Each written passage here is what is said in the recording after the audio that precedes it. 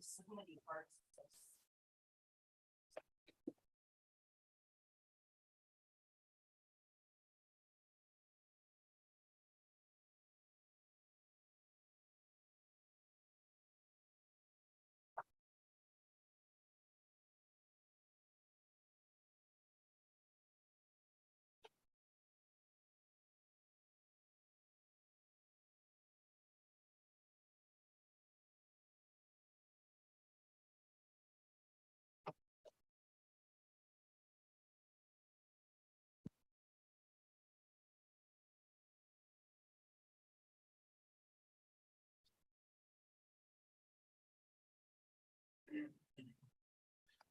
Okay, looks like we are ready to start.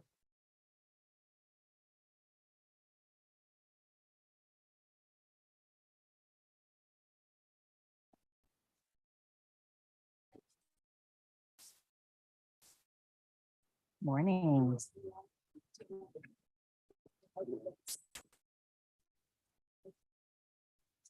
Okay, good morning, everyone.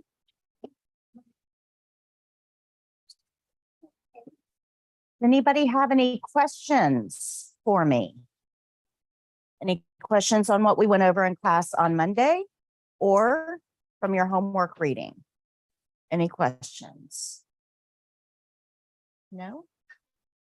All right, in your white skills book, this book, you guys were told to do the quiz on page 132.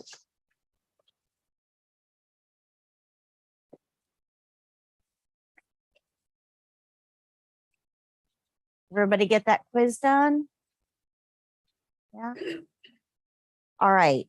So when I call your name, if you can tell me either how many you missed or your score, if you looked at the grading scale, you know, each one is worth 5 points.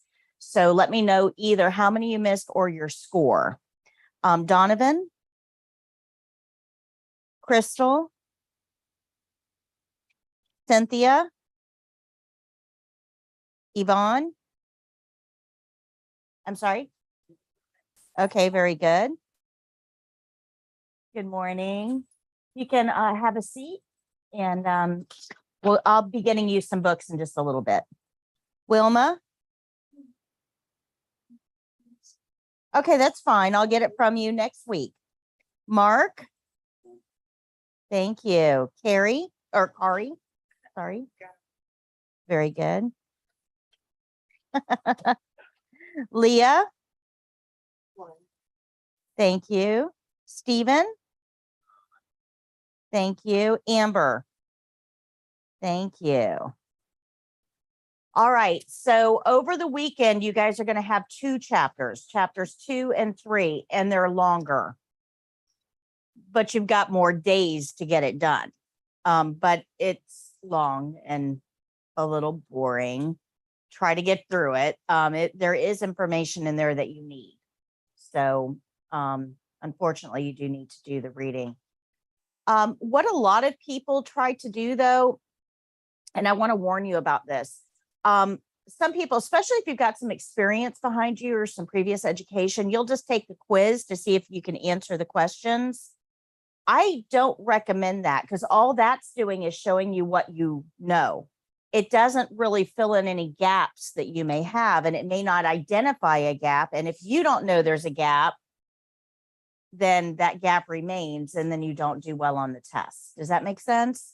So even if you are able to take the quiz and score 100 on it, I would still at least skim through the chapter, because chances are there's something in that chapter that you don't know. So don't overlook the importance of the reading. And it is kind of important, because when you're talking about patients, what you know and what you don't know is going to impact another human life. So it really is kind of important that you do that homework reading. Now, I know that I told you guys that you could take these blue books home and leave them there and don't bring them back until the last day. I'm going to reverse that. I need everybody to bring their blue books back on Monday. And the reason is there's a new edition out, and I ordered the new, because I don't have enough books for everybody, right? That's why you've got a green one. I did have one more at home, but we got somebody that just joined the program. So now I'm short a book again. So I just went ahead and ordered the new edition. So you're going to bring your books back on Monday, and I'm going to give you the new edition. It's the same content with a different cover, but they changed a word here or a word there. And, so I want everybody to be using the same resource when you're doing your textbook reading. Does that sound good?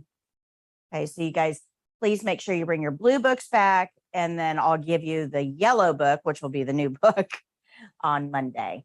Okay, good. And I'm going to give you a green book to read, because chapters 2 and 3, I do have one yellow book at home that was sent to me as a sample, and I did look. There's very, very little difference. Like I said, a word here or there, very little difference between what you guys have and the green book and the yellow book. So those three are pretty consistent. Where we get into some changes is chapter 4 and on, and that's what you'll be doing next week. So I want you guys to all have the same book. Good? Questions on that? Did anybody miss anything in chapter 1 and you don't know why you got it wrong? Anybody have any questions on that? No? All right. Very good. Okay, so today we're going to start out with some skills. So before we jump into this, I want to take just a few minutes and talk to you guys about or review what we went over in class on Monday. So Monday was 4 hours of teaching. I'm going to sum up in about 10 minutes. So we're just going to do a really quick review to make sure we're all on the same page. How do we know what to do with each patient? The care plan. So for the test, you're going to get a care plan. What are you going to do? Yeah, read it and follow it, right? If that care plan tells you to stand on one leg while you're doing the skill, what are you going to do? Stand on one leg while you're doing the skill. Remember that you're not being graded on how well you brush teeth. That's not what this is about. You've brushed teeth before. We know you've got that part down. What you're being graded on is your knowledge of how the care plan is going to impact your ability to brush teeth, right? They're grading your ability to read and follow directions. Now, this messes students up all over the place because they're expecting that curveball, that trick question type. There's no trick. You read it, you follow it.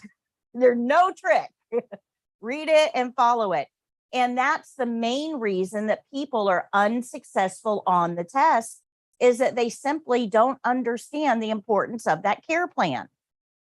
Okay, make sense? Good. All right.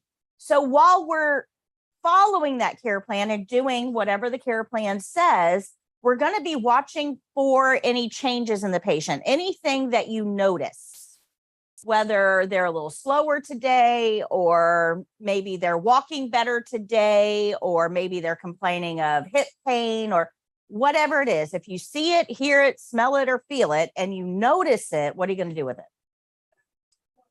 Report it to the nurse. Absolutely. So those are our two main tasks as CNAs. Read and follow the care plan and report everything we notice to the nurse. That is your role. That's it. So the test can't be all that hard. They're going to give you a care plan. You're going to read and follow it. And if you notice anything, you would report it to the nurse. It really is that easy. Now, everybody tries to overcomplicate this. Don't overcomplicate it. Okay. What do you do if you can't follow the care plan for some reason? Patient refuses, or you don't have supplies, or you don't know how to do the skill. What do you do? Yeah, you just notify the nurse. Yep. Do you solve that problem? No, not your job to solve problems at all. Right? Good. I know it seems like I harp on this a lot, right?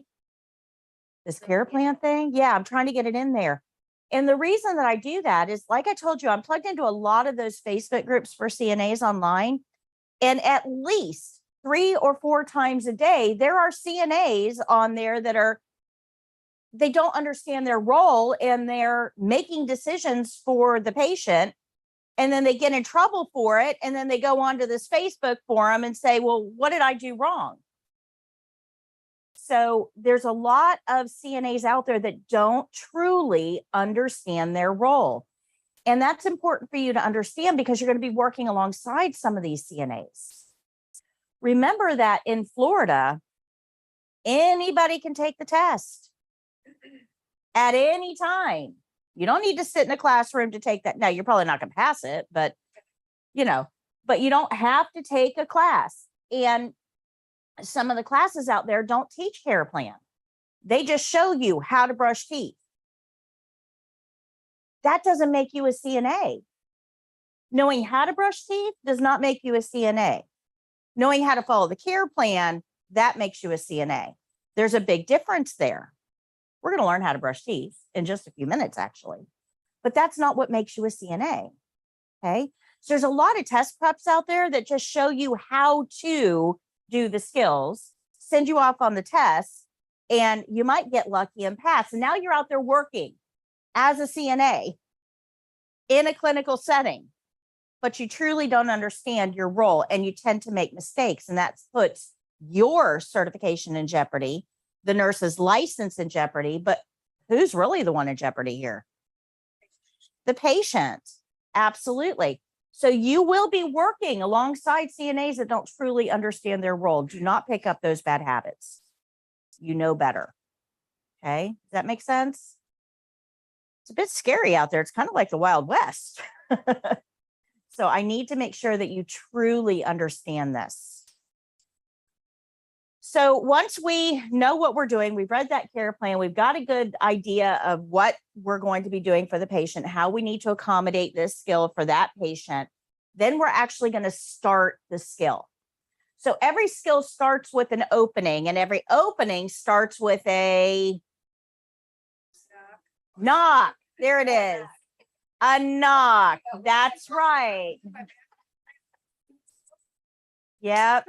Closing. We're going to get to the closing in a minute. You're not wrong, but we're going to get to the closing in a minute. All right. So every skill starts with an opening, and every opening starts with a knock.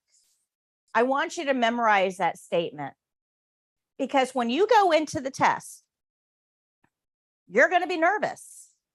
You're probably going to forget your own name.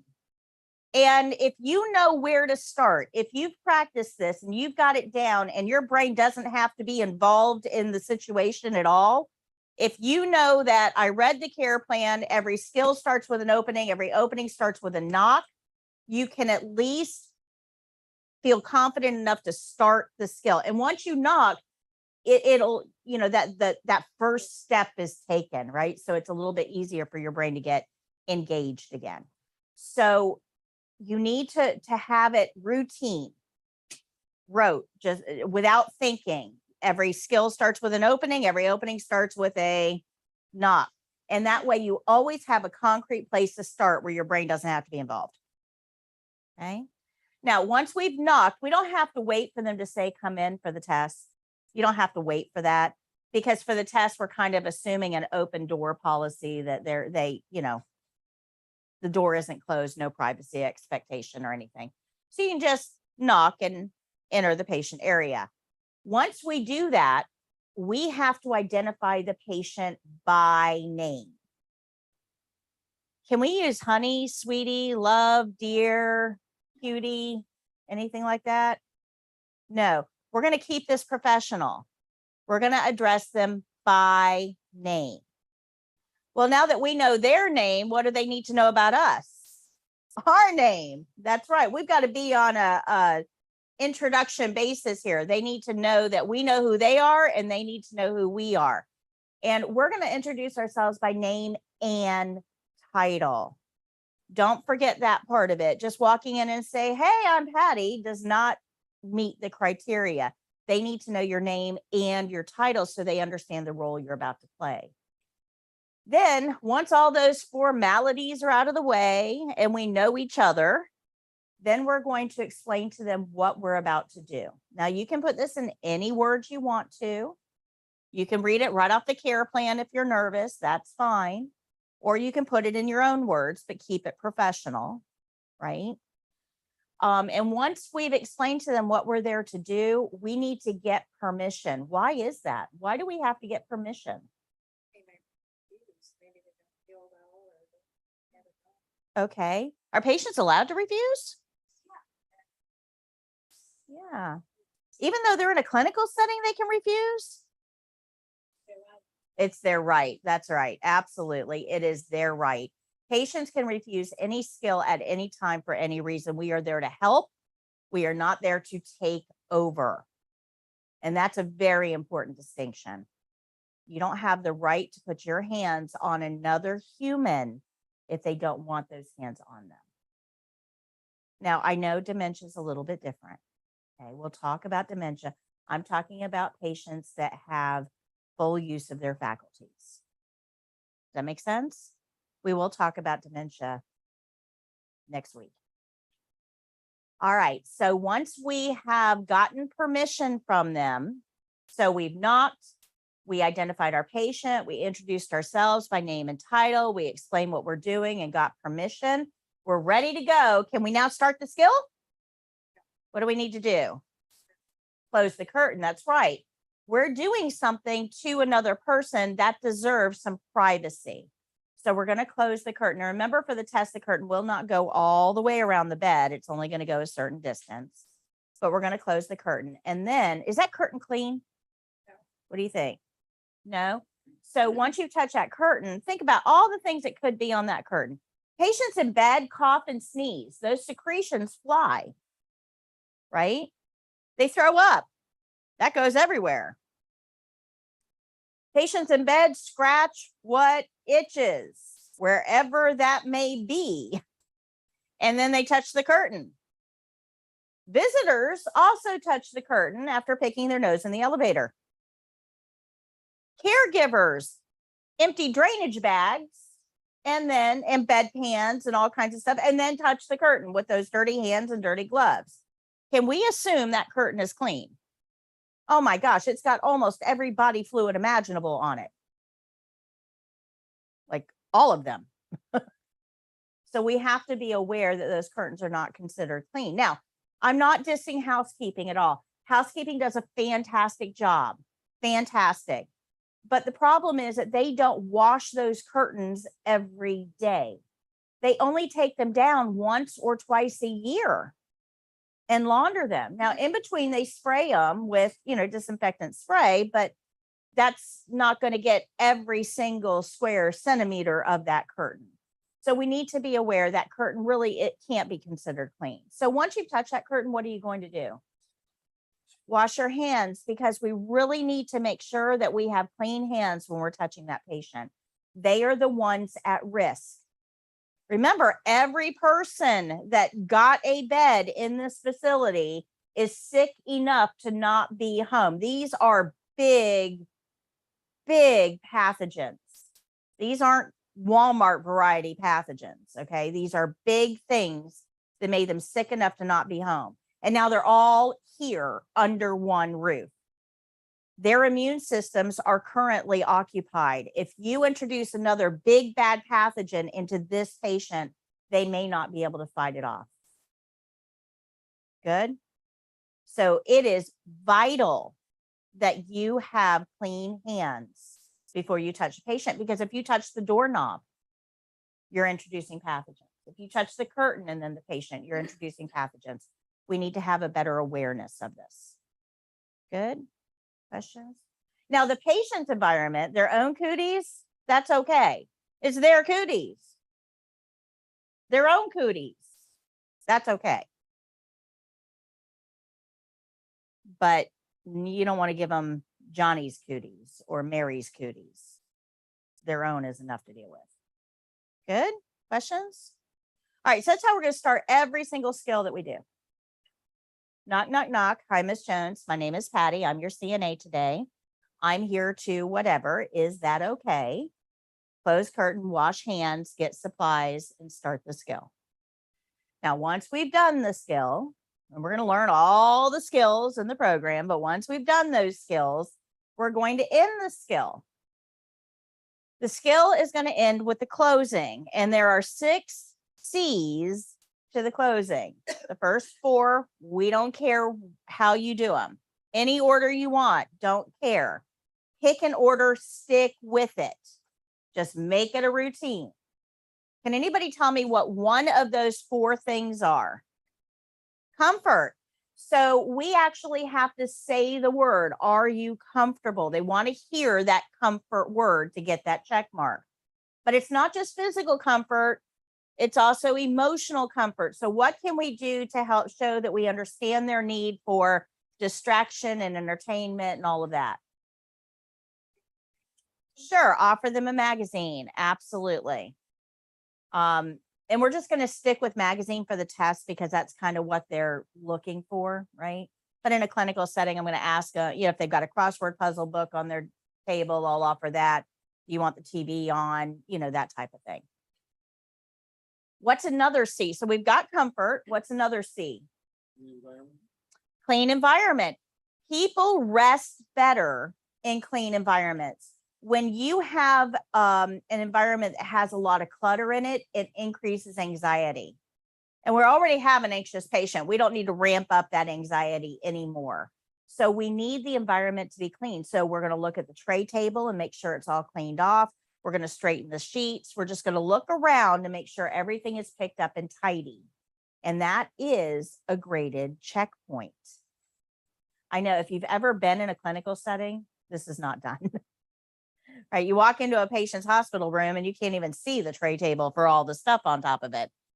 But we need to be aware that clutter increases anxiety, and we don't want anything to interfere with the healing process here. So clean environment. What's another C? Call light. Yeah, because once you walk out of that room, they have to have a way of calling for you. So call light. Now, I am going to caution you on this.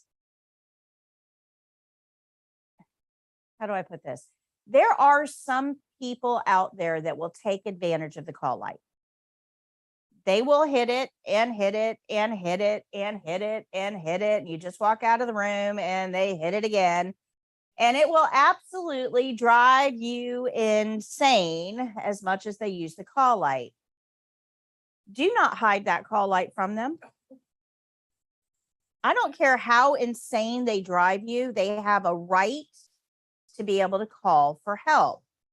If you have a sudden catastrophic bout of nausea and you're going to throw up, right? You can get up out of that chair and run to the bathroom, right?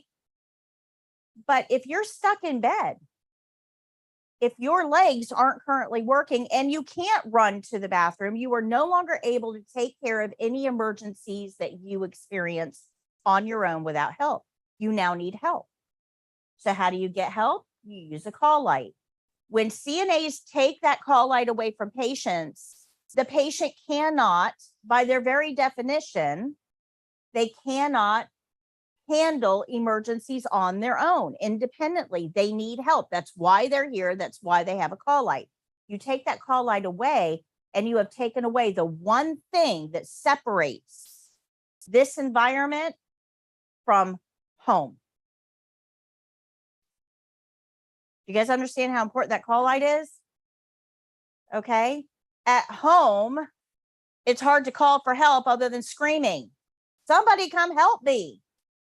Here, they hit a call light and they get medical professionals to help them. That is the only difference between the two. The call light is the reason they are here. Do you guys understand how important that call light is? It is the thing that separates a clinical environment from a home environment. When you take that away because they are, quote unquote, abusing the call, that is not an abuse at all. That is what the call light is intended for. Now, it may be driving you crazy. Absolutely. I get that. But if you take a few minutes to find out what the patient's emotional need is, because hitting the call light all the time, that's an emotional need that's not being met. They're scared. They're fearful. They're bored. There's an emotion there that they're trying to get met. Find out what that emotion is and try to take care of it, and they'll stay off that call light. Good. But the call light is a legal right. That's how important it is on the test. So if you forget to give them the call light, do you think it's going to count a little or a lot? A lot, a lot. And I've had a lot of students that have told me, all I did was forget the call light and they failed me. I mean, not like I'm going to forget it in a clinical setting. Really? When you got 14 call lights going off, 2 doctors yelling at you, and 4 bed baths that you have to get, you really think you're not going to forget the call light? It's that important. So it's graded that important because we need it ingrained in you that call light is way more important than anything else you do. Good? Does that make sense? Okay. So we have comfort. We have clean environment. We have call light. Anybody remember what the other C was? Curtain. Right. So we want to open the patient's curtain. So those 4 things you can do in any order you want. Nobody cares. Nobody cares. Just make sure you get them all done. So I have a little thing that I use in my head, right? Comfort, curtain, call light, clean. Comfort, curtain, call light, clean. Comfort, curtain, call light, clean. Just screwed up my it just kind of goes together, right? So use whatever you want. That's fine. But find one that works for you and make sure you check off all 4 of those C's before you leave the patient. Now, once you've done all those things and you left the patient, you've now got patient cooties all over you. What do you want to do? Wash your hands. You're going to go to the sink and wash your hands. And after that, the skill is pretty much over unless you need to document. Now, if you need to document, you're going to do it after you wash your hands, but we have a checkpoint that says in skill with, anybody remember what that checkpoint said? In skill with clean hands. That's right. So if you document, what do you need to do again? Wash your hands. So everybody got the closing? Closing should sound like this. Thank you very much, Miss Jones. Is there anything else I can get for you while I'm here? Are you comfortable? Would you like a magazine before I go? Here's your call light. Your environment's clean. I'm going to open your curtain and go wash my hands. Okay. You can make it any way you want to. Pick a way, but make it consistent. Make sure you're hitting all 4 of those things. Then clean your hands, then chart if necessary, clean your hands again, and then you can say my skill is done. Now, me, personally, I'm going back and looking at that care plan one more time before I say my skill is done, just to make sure that I exercise the right arm. or I walk the patient the right amount of steps, or I turn the patient on the right side. Whatever, I want to check that care plan and just make sure that I adhered to it exactly. If I didn't, I can make a correction. They'll tell you if they need to see it. Good? Questions on that? So there's 5 things, 5 skills that they're going to grade you on. 3 that are on the care plan that you're given, but they're also grading hand washing, and they're grading indirect care, which is how you treat the patient while you're doing the skills. But let's talk about hand washing for a second. When you're washing hands, how long do you have to rub them together? 20 seconds minimum. Now, some of you, especially with COVID, right? When COVID hit, we're telling everybody, wash your hands, wash your hands, wash your hands. And, everybody's talking about singing little songs in your head so that you know how long you're washing for, right? Don't do that for the test. There's a clock right above the sink. When they say 20 seconds, do they mean kind of 20 seconds? 20 seconds. Or do they mean 20 seconds? Yeah, 20 seconds is minimum. And they are using that clock. So when you wet your hands, and you always have to wet your hands before you put soap on, that way the lather distributes nicely. So you wet your hands, you get some soap, get a lot of soap, bubbles count. You're actually graded on bubbles. You're graded on bubble production. I am not kidding. There's a checkpoint that says produce sufficient lather. You are graded on bubbles. So when you get that soap and you start to you bring your hands together, that evaluator looks at that clock and writes down where the second hand is. They actually write it on their paper where the second hand is. And then you're going to rub. You're going to rub the tops of your wrists, the backs of your hands, and between your fingers, in between your thumb and index finger, the palm of your hand, the bottom of your hand by your pinky, all of those areas. And when you move to your nails, they look at that clock to see where the second hand is. And if there's not 20 seconds between start to rub and move to your nails, if there's not 20 seconds at least between, you have failed hand washing. Can you start that over? Sure. Sure. Okay. So we're going to wet our hands first. We're going to get soap, lots of soap. They're grading on bubbles. When you bring your hands together, they look at the clock. So right now, our second hand, I bring my hands together. Second hand is on the 10.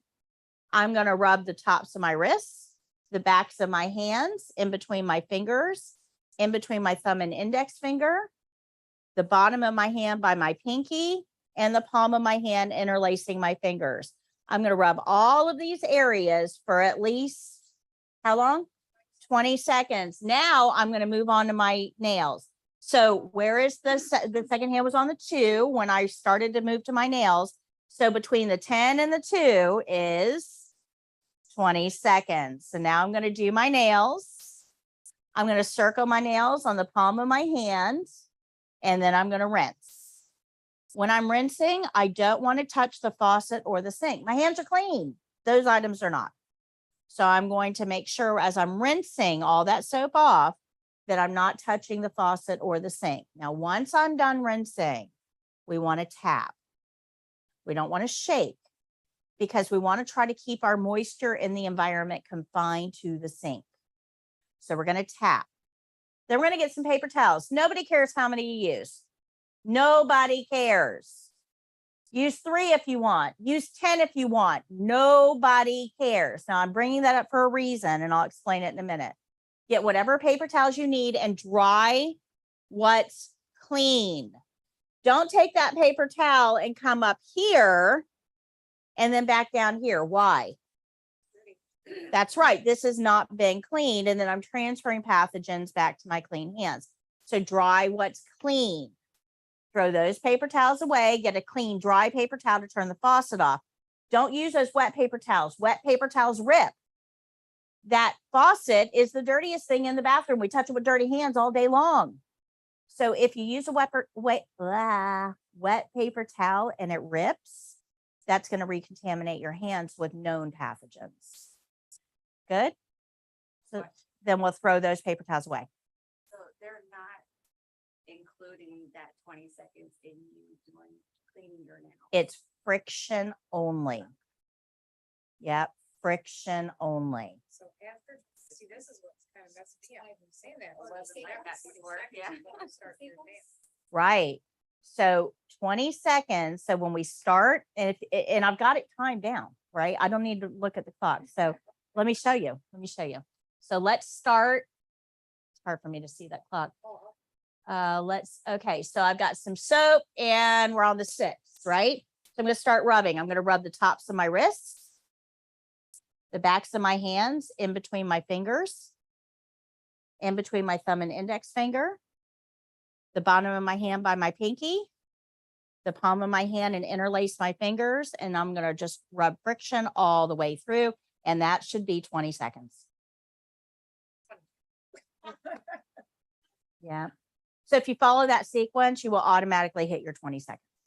And it's the way 1, 2, 3, 1, 2, 3, 1, 2, 3, 1, 2, 3, 1, 2, 3, 1, 2, 3, 1, 2, 3, 1, 2, 3, 1, 2, 3. And now I'm just going to go over all of them for a count of 3. 1, 2, 3. There's my 20 seconds.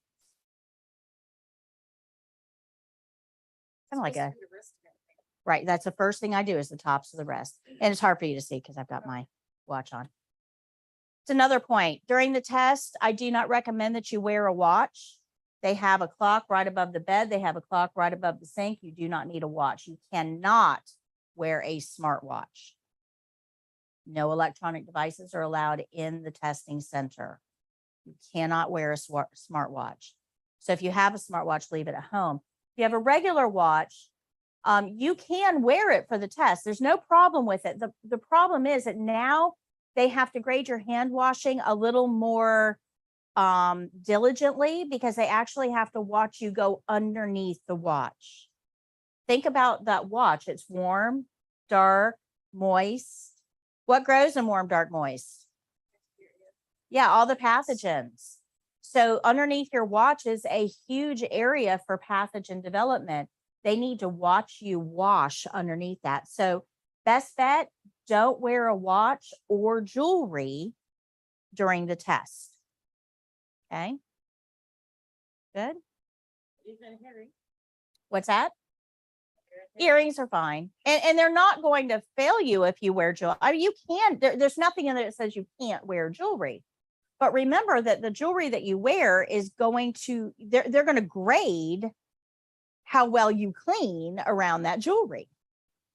It's just going to increase the complexity of the grading. Does that make sense? Now, they've got a really cool, okay, I'm going to kind of time out here for just a second.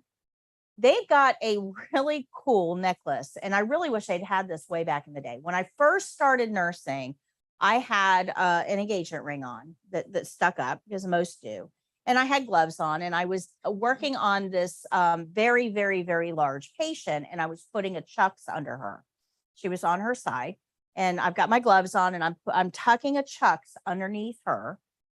But before I had a chance to finish, her body rolled back on my arms. So now my arms are pinned, and I have to pull them out to get them out from under the patient. And when I did, my ring cut through the glove and scraped into this patient. I mean, a significant amount of weight pressing down, that I felt horrible that I had injured this patient because of my vanity, my need to wear a ring, right? It was horrible. Not to mention the fact that the patient was diabetic and it took a very long time to heal. Very long time to heal, especially because she's sweaty. She's laying on that spot.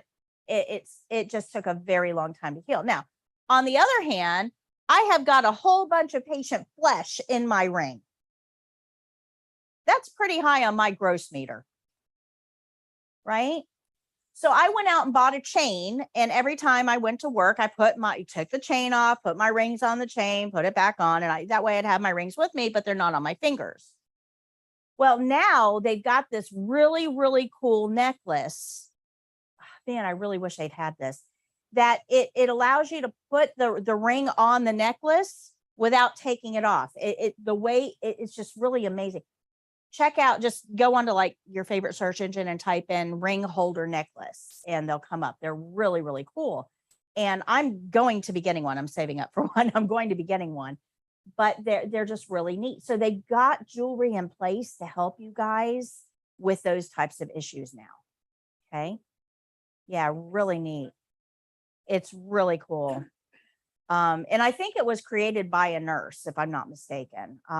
If you go on to like, the crafting website, I don't like to say names because we're on YouTube. That crafting website, there's a whole bunch of people that make them. They're really neat. But remember that, for the test, you're going to be graded on how well you clean your hands. And the more obstacles you throw in the way, the harder it's going to be. Does that make sense? Good. All right, let me talk to you about paper towels. I told you I was going to explain that.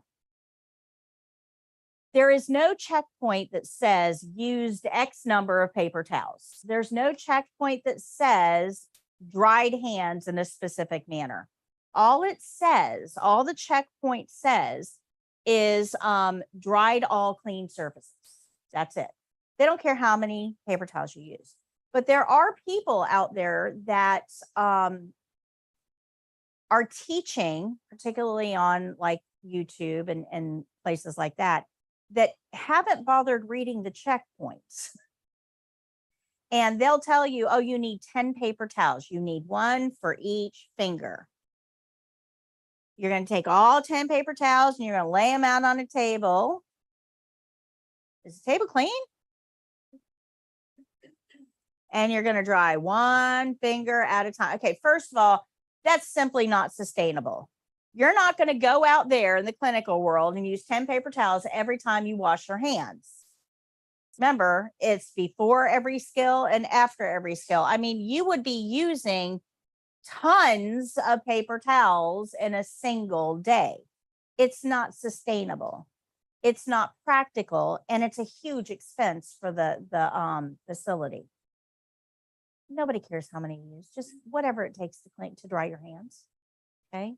Be careful about the resources that you use. Not everybody on YouTube is an expert.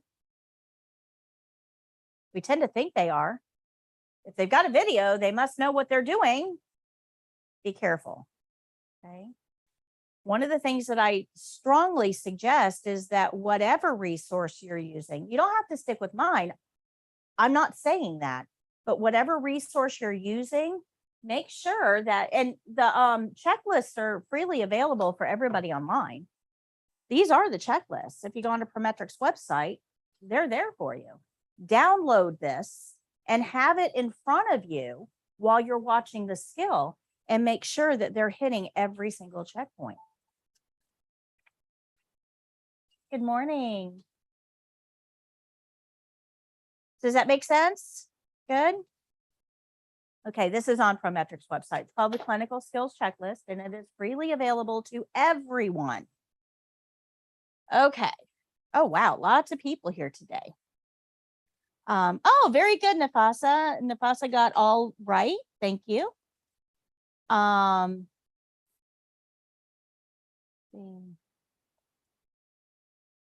Oh, Omo, congratulations. Omo says, I'm not your student, but I use your videos throughout my CNA and GNA exam, and I passed both. Want to say a big thank you for sharing. Congratulations. Great job. I'm sorry, Nafasa. You're having trouble accessing it. I'm very sorry that your iPad won't let you access it. Okay. And then Mrs. Greenaway, I will explain to you a little bit later on how to join our class. Okay. So does anybody have any questions about the review that we've done so far? Any questions? You understand the opening and the closing. You understand hand washing and indirect care, because we're going to be building on these things starting today. We're actually going to learn 3 skills today. We're going to start out with mouth care. We're going to learn pulse and We're going to start out with mouth care. We're going to learn dressing a resident with a weak arm and pulse. So a lot of information to go over today, but we're going to start with learning about gloves. So in your white book, go to page 26. And we're going to talk about our glove rules. Now, a lot of people think in healthcare that we wear gloves for absolutely everything all the time. We don't think about it. You just go in and you put gloves on, you do your skill, you take your gloves off, wash your hands, all that. And that is actually untrue. More importantly, it's dangerous. And I'm going to explain why in just a couple minutes. But if we don't wear gloves for everything, now we got to figure out when are we supposed to wear gloves and when do we not need to wear gloves. So this adds a little bit of complexity. Anytime that we're doing a skill on a patient, we're going to ask ourselves 3 questions before we get started. If the answer is yes to any of these questions, you need gloves. If the answer is maybe to any of these questions, you need gloves. If the answer is no to all of the questions, you do not need gloves because you're going to wash your hands before you do the skill and you're going to wash your hands after you do the skill. And there's no increased risk to you. Okay, good. So our 3 questions are,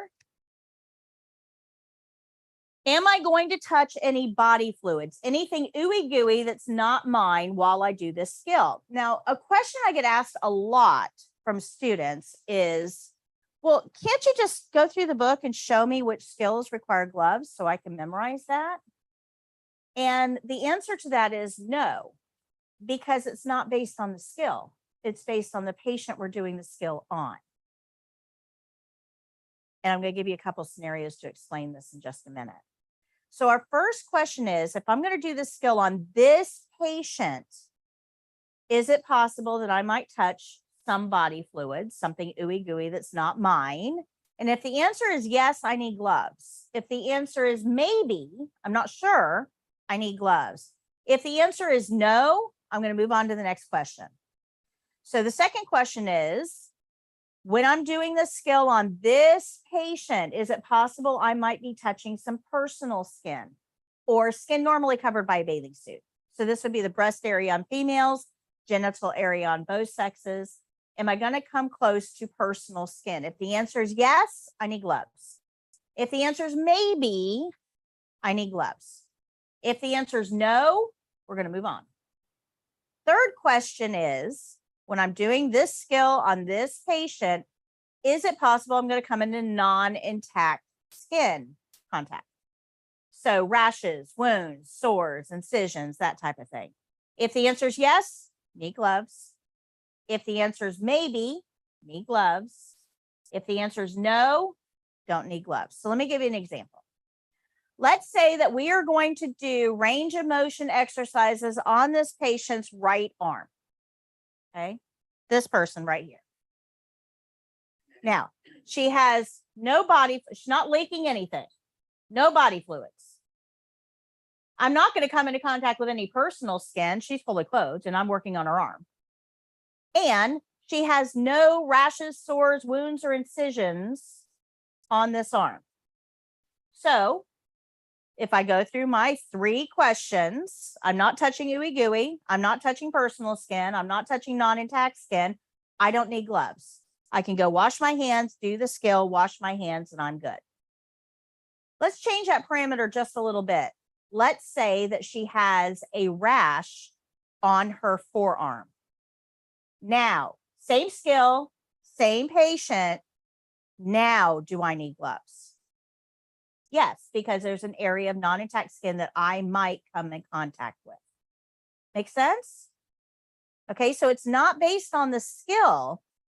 It's based on the patient you're doing the skill on.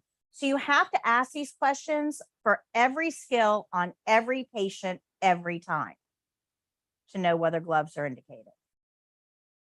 Good? Questions? All right, so if we decide, yes, we do need to wear gloves, it is indicated, then there's another rule that we have to put into place. The first thing those gloves should touch is the patient. Remember that this facility has a ton of pathogens and they're all trying to attack this patient. If we put our gloves on and then touch a whole bunch of stuff and then use those gloves on the patient, we are cross-contaminating and we're putting them at risk. So the very first thing your gloves should touch is the patient. Once you've done this skill, you've got to pay attention to what your gloves are going to touch afterwards. I mean, what are you spreading cooties to? And then we have to learn how to remove our gloves correctly, which we'll get to in just a minute. But let me explain to you why this is important. Why this is important. Okay, so we're going to hold on one second here.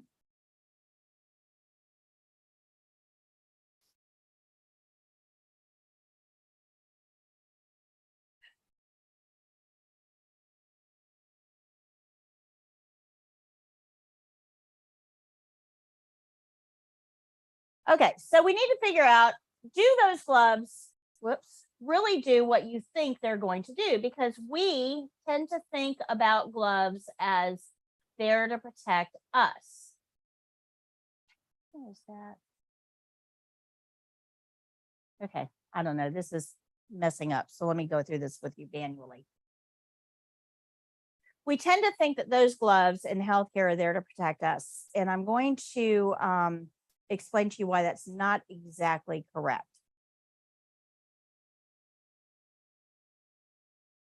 When you wear gloves routinely without thinking about it, and that's what a lot of people in healthcare do. They wear gloves for everything so they don't really have to worry about it. But when you do that, it actually makes you less aware of what you're touching with those gloves. You use them for everything, you're no longer paying attention. Now, this is the one environment we really want to be paying attention to pathogens. We don't want to put this on the autopilot, but let me give you an example that will make a little bit more sense to you. So we're going to talk about something outside of healthcare. Have you ever gone to a place where they make sandwiches right in front of you? Right? So we're not going to say any names, but if we go to a place that they're going to make a sandwich right in front of us, they put on those food service gloves because we don't want them touching our food with their bare hands. And we're good with that. We want them to put food service gloves on. And they come up to the counter and they say, okay, what can I get for you? And you say, okay, I want a sub. Well, what bread? So what bread would you like? Whole wheat. So they walk over to where the bread is kept, that little warmer oven. They open it up. They get the whole wheat bread out. They close it and they put it on the counter. And they pick up the knife that's laying there and they cut that bread in half and then spread it open and kind of press it down. Would you like some mayonnaise? Okay, so they reach in, that mayonnaise always has that little spreader knife sticking out of it. So they reach in, they get the mayonnaise and they spread it on the bread. Mustard? Yeah. Okay, so they reach over, they grab that mustard container, tap it on the counter and squeeze it onto the bread. What kind of meat would you like? Make mine full. What kind of word? Meat. Oh, Turkey.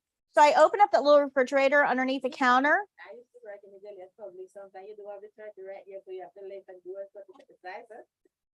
So you have to change it up again because the slicer, you don't use you have to use one glove at the slicer, but then when you're making the sandwich, you use two gloves. Right. So sometimes when the type of meat the person said they want, you don't have anything to say. You have to leave and go to the slice and get it for them, come back again so you keep changing the glove. Yes. Yes. So we open up that little refrigerator and there's no turkey in there. So I have to walk over to the big walk-in cooler, open that, go in and find the containers, lift the lid, get the turkey out, go back out to the sandwich and put the turkey on the counter. And I'm going to put the rest of it in that little refrigerator. What kind of cheese would you like? Mozzarella. So I'm going to get that out of the fridge. We have that. That's good. And I'm going to lay that on the sandwich. You want this toasted? Okay. So we're going to take our sandwich over to the toaster. We're going to put it on that little paddle thing. and we're going to open the toaster oven, slide it in, close the toaster oven, do the timing dial, and we're going to wait, play the Jeopardy song, right? And then it dings. We're going to take it out. Would you like some lettuce on there? So I'm going to reach that hand in and grab a handful of shredded lettuce and spread that on there. Some tomatoes. Let's get some tomatoes. How about those pickles? Any pickles or olives? Olives. So we're going to reach into the olive container and get some olives to put on. How about some oil and vinegar, salt and pepper? Yeah, so we're going to sprinkle the oil and the vinegar, grab the salt and pepper shaker.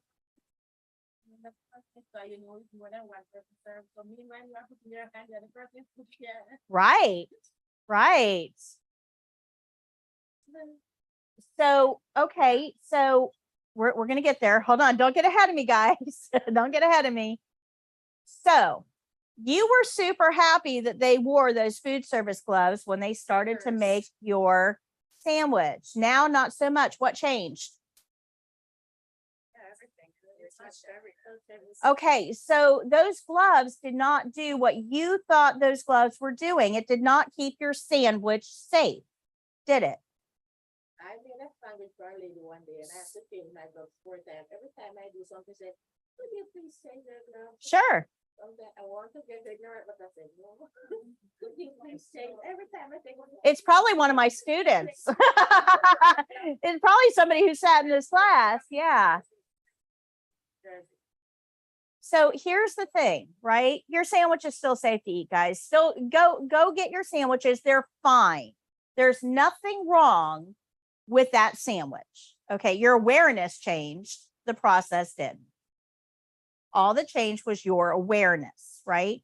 Nothing wrong. Go get your sandwich. I don't want anybody to boycott a sandwich shop because of what I just said. But we need to be aware that we have a total misconception when it comes to gloves. We don't think it through logically. It's a gut reaction. I don't want your hands touching my food. Wear gloves. And as long as I have gloves on, we're happy. We don't stop to think about what all those gloves are touching. And those surfaces are cleaned daily. It's perfectly okay. But we need to have that level of awareness when we're working with healthcare pathogens. It's not good enough to just wear gloves all the time. Those gloves did not protect like we thought they would. Now, we need to remember that who the gloves are there to protect is not just us. It's also the patient. So I get it. You are in a setting that has a ton of pathogens and you don't want any of them. I get it. The problem is that those gloves aren't doing what you think they're doing. Okay. But the person that's really at risk here is the patient because you have a good working immune system. The patient doesn't. Does that make sense? Okay. So in your white book, I got to find it. Hold on. I want you to go to page 85 for me. And let's talk about this because I need to take some of the fear out of this for you. So we're going to talk about the chain of infection. So we all know that healthcare has pathogens, and we know that we don't want those pathogens. Patient doesn't either. But I don't want you to have fear. So we need to kind of understand how this whole system works. So if we have a pathogen that is, where are you? Okay. So I'm going to give this to you. Okay. You're going to hold that. That is a pathogen. Can you read the container and tell us what pathogen that is? It's HIV. HIV, human immunodeficiency virus. That nobody wants that, right? Nobody said, okay, for Christmas, this is what I want. Okay. So that pathogen is inside that container, isn't it? And as long as it's inside that container, it doesn't really affect you, does it? No, it's safe in that container. Now, if one of those were to get out, go ahead and take one out and put it on the table. She doesn't even want to touch it. Okay, so now we've got a pathogen outside of its container that's just kind of hanging out. We're all kind of giving it the side eye because it's now kind of real. It's out there, right? But he's not really at risk. He's not at any more risk, right? That it's out. That pathogen has to have a way of getting to him, transportation. So let's take your hand and slide it over toward him. All right, so now it's transported to him through her hands. And hands, guys, are the #1 transporter of pathogens.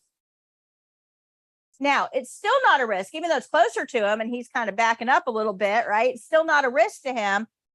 It actually has to get inside of him. Now, that pathogen can't get inside of it. I mean, if you look at it, right? You look at that pathogen, it can't get in. He would have to like eat it or like cut his skin open and shove it in, right? It can't get inside of him in any easy way. It's got to have a doorway in, right? So now if he had a huge cut on his hand, it's got a doorway in. If he injects it, it's got a doorway in. If it goes through any of the natural holes in his body, it's got a doorway in. But sitting out there, not really a risk. He could even pick it up in his hand and it's still not inside him. He's getting a little more nervous, but it's still not inside him. In order to be a risk, you have to have a pathogen outside of its container transported to you, and you have to have a doorway in for that pathogen to infect you.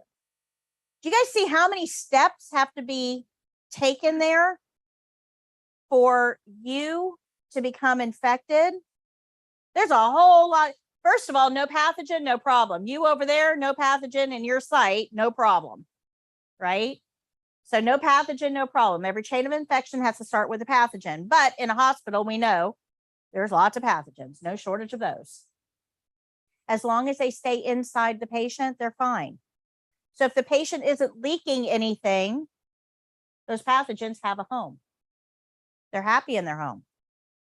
One thing you need to understand about pathogens is they don't have legs and they don't have wings. They cannot move about on their own. They require liquid to travel. So that's why you don't want to touch anything liquid that comes out of somebody else's holes without gloves. You want an extra layer of protection. That's where that ooey gooey comes in, right? Don't want to touch anything ooey gooey. So you guys kind of understand the chain of infection a little bit better now? The real problem is that as CNAs, we are all up in our patients' holes. So if we have pathogens on our gloves or on our hands, we have a pathogen, we've transported it, and we're inserting it into a hole somewhere. Their risk of getting infected is way greater than ours. Does that make sense? This is why we want to make sure that we have clean hands before we work on the patient. We wear gloves if we're going to be anywhere near their holes. Good. And a good policy is don't touch anything that comes out of somebody else's hole. And don't let stuff from other people's holes into your holes without some sort of a barrier. Okay. Good. Cover your holes. That's simple. Cover your holes. Okay, that'll keep you healthy and safe. Now, once that pathogen is able to get in, you have to be susceptible.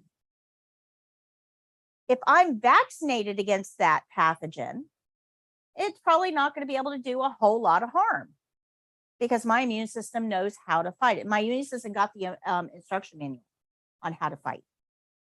So it's not really going to do much damage to me. So the chain of infection is you start with a pathogen. The pathogen has to have a way out. It has to have transportation. It has to have a way in to another person, and they have to be susceptible to infection. So a lot of steps there. And you need to kind of understand that because you probably will have a test question on the chain of infection. Okay. Questions? So do we wear gloves for everything? No. We need to be able to evaluate when gloves are appropriate. So 3 rules. Are we going to touch anything? You can put that down on the table. I'm sorry. She's still holding her HIV. Yeah, now you want to wash, don't you? So are we going to touch anything ooey gooey? Are we going to touch non-intact skin? And are we going to touch personal skin? We're going to look at those 3 questions with every skill we do. Every skill. Now, some of them are no-brainers, like mouth care, for instance. It doesn't matter who the person is, we're going to be touching ooey gooey. So with mouth care, you would definitely need gloves because, secretions, right? Ooey gooey. So some skills are no-brainers. Mouth care, denture care, peri care, catheter care. I mean, those are no-brainer. You're going to need gloves for those because we're all up in somebody's holes, right? But some of them are a little less obvious. Hand and nail care, right? No holes, no personal skin. I don't need gloves. But if they've got a brand new kitten and they got scratches all over their hands, now I need gloves, right? So some are a little less obvious. You really have to look at this on a case by case basis. Good. All right. So let me explain to you another reason why. I got to turn this off. Let me give you another reason why we don't wear gloves routinely without really thinking about it. And that is, okay, I need to preface this by saying I am not an environmentalist at all. I drive a gas guzzler and like it because I like the power, right? I don't recycle. I am not an environmentalist, but this really kind of made an impact on me. When you wear gloves and you take them off, we don't ever, we throw them in the trash can, never think about them again, right? We take them off, throw them in the trash can, and they are now gone from our mind. But those gloves have to go somewhere. Now, latex gloves, they are natural, they are biodegradable, but it takes hundreds of years. But more common right now in most settings are non-latex gloves, nitrile gloves, vinyl gloves. Those are not biodegradable. They will be on this planet 100 million years from now. Now, we used to burn them. We had incinerators in, facilities, and all the disposable products went into the incinerators. I loved it because my very first office I'm always cold. And it was right next to the incinerator. So my office stayed nice and warm. I really liked that. But then in the 80s, we realized that all of this burning of plastics caused a hole in our ozone layer. And we thought, oh, that might be bad. Let's stop doing that. So we quit incinerating. And then we just sent all this stuff to landfills, and landfills grew and grew and grew and grew. And somebody said, that's going to be a problem soon. We should do something about that. So they all got together and they thought about it and they thought about it and they thought about it. And somebody said, there's a whole ocean out there nobody's using. So let's just put all of this stuff in big metal drums, poke some holes in the top so water gets in, they'll get heavy, they'll sink to the bottom. I mean, it's like 30,000 feet down there. Nobody will ever know they're there. So we did that. We put all of our medical waste in big drums, poked holes in the top, took them out to the middle of the ocean, dropped them in, they sunk to the bottom. Problem solved. Except now the fish that we're pulling out of the Northern Pacific have high levels of latex, and we can't use the fish. Like, we poisoned our own food supply, which probably isn't a good thing. So they said, okay, wait, let's stop doing that. So now we're back to landfills. They're piling up and piling up and piling up and piling up. And we don't have a solution for this. Now, this isn't going to be my problem. I'm out of here in like 30 years or so. Right? My life expectancy is, my clock is ticking. This will be my granddaughter's problem. Because right now, just in America and just with medical, I'm not talking about dental, vet, housekeeping, food service, industrial, just medical. We use enough gloves to fill a football stadium 35 feet deep every day.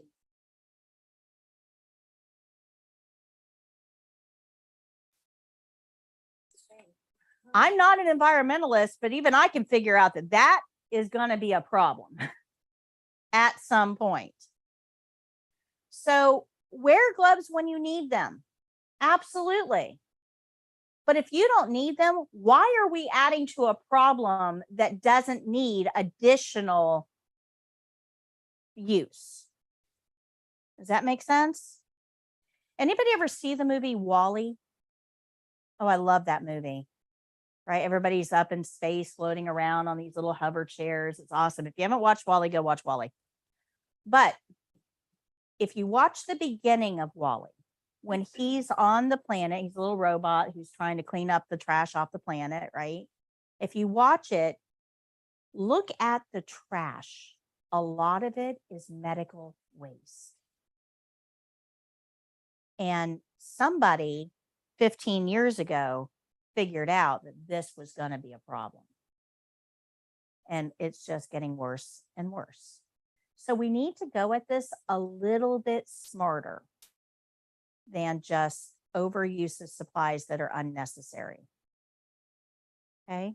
Now, the third reason that I don't want you to use gloves all the time without thinking about it. So the first is you stop paying attention. That puts your patient at risk. The second is it's an environmental problem. The third is personal to you. Gloves are not the magic suit of armor you think they are. And I'm going to prove it to you. Have you ever seen a birthday balloon? You know, the ones that you go get blown up at a, store, they've got helium, right? I'm not talking about the ones that look like foil, I'm talking about the rubber ones, the latex balloons, right? You go get a couple of them blown up, they bop up against the ceiling for a couple of days.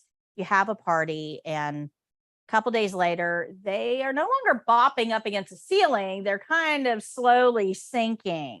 Why is that? They're losing, and not just air, they're losing helium, right? Helium is lighter than air. It makes it bop up against the ceiling. So you can actually see these balloons over time deflate. So, well, wait a minute. How are they deflating? Well, the latex, the material, latex, same stuff our gloves are made out of, latex. It's a man-made material, and there's holes in it. Now, there's super microscopic holes. They're very, very, very small. You can't see them if you look through, but they are there. And as that balloon gets stretched, inflated, those holes get a little bigger because we're stretching the material. Over time, those helium molecules can wiggle out through those holes. And as the helium escapes, the balloon starts to get smaller, and those holes tend to close up a little bit more. And eventually you end up with this sad little sack of balloon, right? And we end up throwing that away. Well, what does this mean? Why am I telling you this?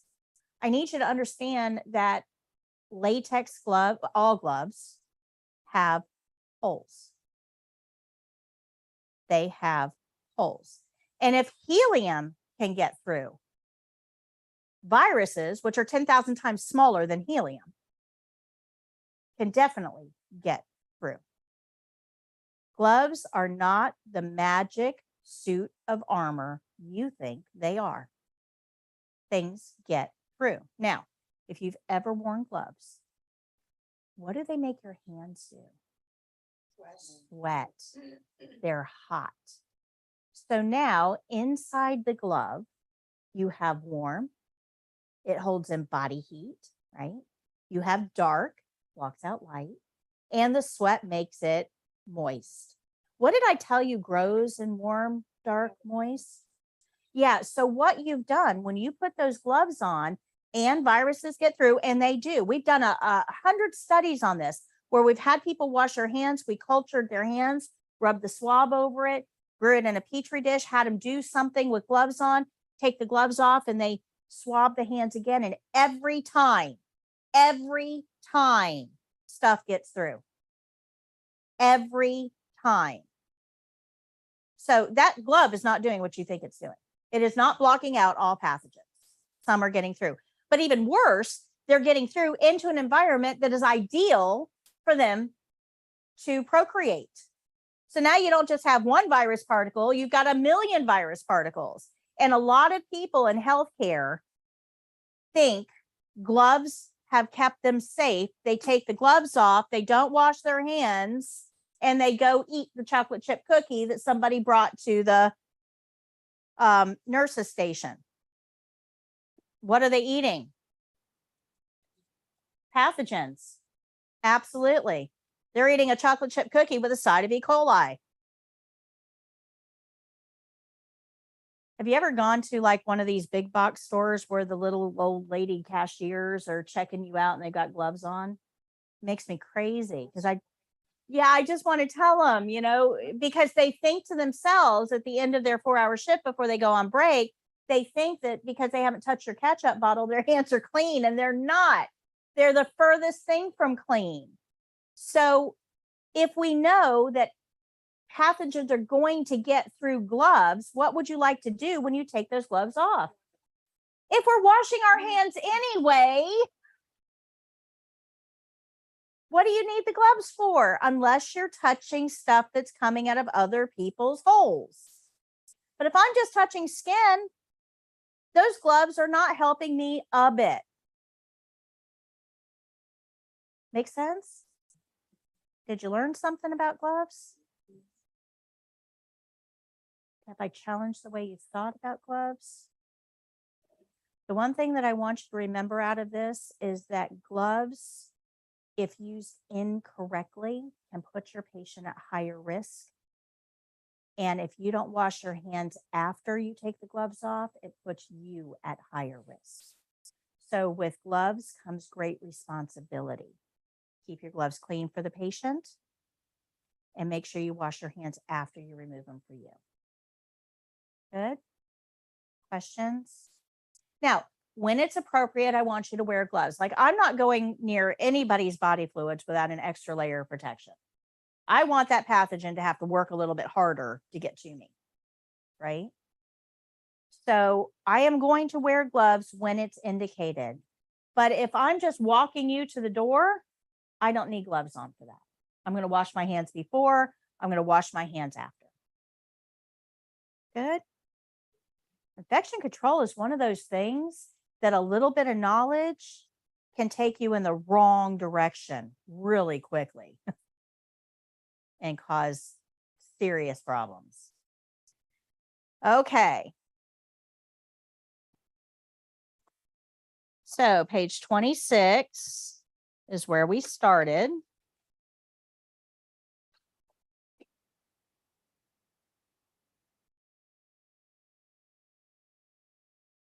And everything I just told you is on these 2 pages.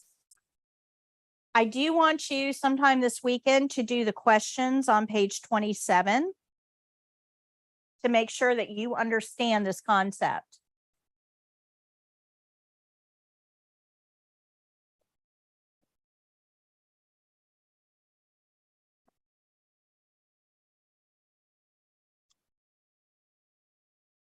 Now, one of the questions I get asked a lot, I do have somebody in here with a latex allergy. Okay. What kind of allergy do you have? Is it rash, hives, or is it? Okay, so it is. Okay. All right. So I'm going to make sure that everybody at that table gets non-latex gloves. Actually, I'm just going to pass out non-latex gloves to everybody. So for you, make absolutely sure that when you're working in here, you are only using the green gloves. Okay. Very important. And do you have a EpiPen? Okay. You want to make sure that employers know as well, because they're going to have to stock non-latex gloves for you. Oh. Oh my gosh. How scary. Oops. Oh my gosh.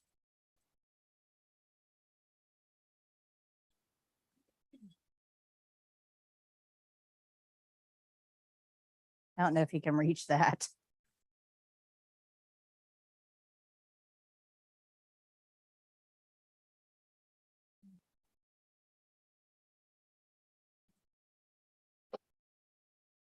Okay.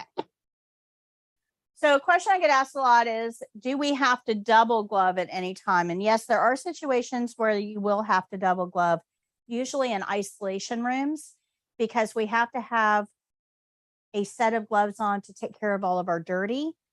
But when we transport, we can't wear dirty gloves out of the room. And when we're transporting that dirty stuff, we have to have gloves on. So it's double gloving is a way of removing the most soiled glove before you're transporting soiled items. But you would be trained on that if you work in isolation areas. They're going to provide you additional training on their policies and procedures for isolation protocols. Okay. But as a general rule, double gloving does not really do anything. Okay.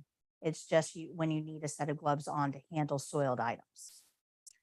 All right, so let me show you how to remove your gloves, because the single most important part of glove wearing is removing it properly so that you don't accidentally contaminate.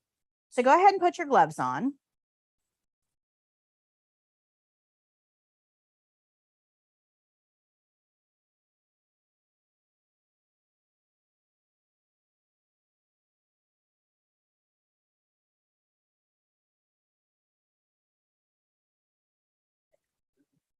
Yeah, these are kind of tight, actually.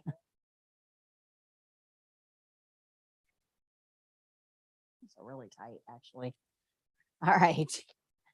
Okay, so glove can touch glove all day long. This is fine. There's no problem here. But once you get gloves on, you don't want to touch you, right? So don't be careful about your hair, wiping stuff off of your face, reaching in your pocket.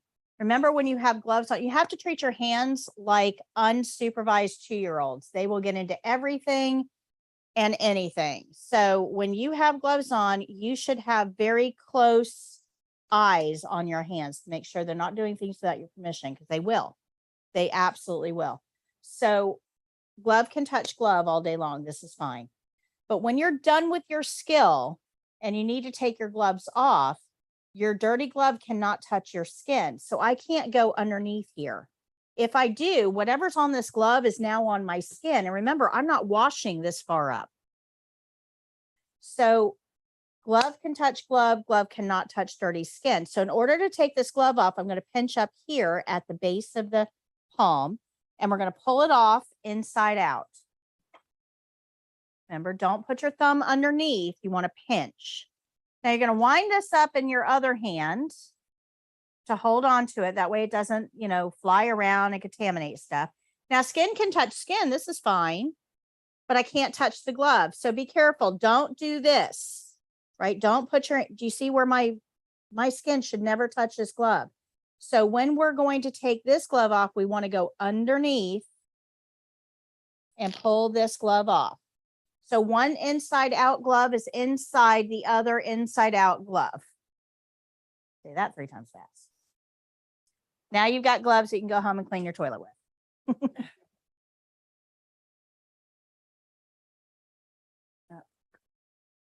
See, I can't quit my day job. No basketball for me. All right, any questions about removing gloves? That's not the way I was taught to do it. Okay, all right. How were you taught? You would have the glove on, and then when you would pinch it like you said, Mm-hmm. but you take it turn it inside out and then grab your other glove and take it off. With it inside of this one. Is that good or not? They don't do it the same way. Okay, so there's a lot of ways to skin a cat. That would be okay, but I'm trying to figure out how to say this without, when you do it that way, when you take the glove off and you've got it inside out, right? You don't have control over that glove. And the possibility of body fluids spraying or splashing off of that glove because you don't have control over it. You just kind of have, you can do that for the test. Okay. I don't want to say that you can't, but they're going to be watching that very closely for infection control protocol infractions. It was years ago, so everything's different. So that's why I asked. Yeah. Like I said, you can do it. I mean, it's okay, but you've really got to be very precise for the test with making sure that you're not cross-contaminating. Okay. Doing it the other way, you're reducing any cross-contamination possibility as long as your skin doesn't touch the palm of the glove. Okay. Does that make sense? Okay. Yeah. And there's a lot of variations. You're going to see that with some of the skills too. There's variations. There's different ways of doing it. Let me put it this way, because we're getting ready to get into mouth care. You guys do not all brush your teeth exactly the same way. All right, we all brush our teeth, right? We know how, but we don't all brush our teeth exactly the same way. Some of us use manual toothbrushes. Others use battery operated toothbrushes. Some people use a lot of toothpaste. Some people use a little toothpaste. Some people start right in the front. Some people start in the back. Some people start on the top. Some people start on the bottom. Everybody brushes their teeth just a little bit different. Some people brush their teeth in the shower. Other people brush their teeth over the sink. Some leave the water on. Some leave the water off. There's no right or wrong way. Nobody's coming into your house tomorrow morning judging your teeth brushing technique.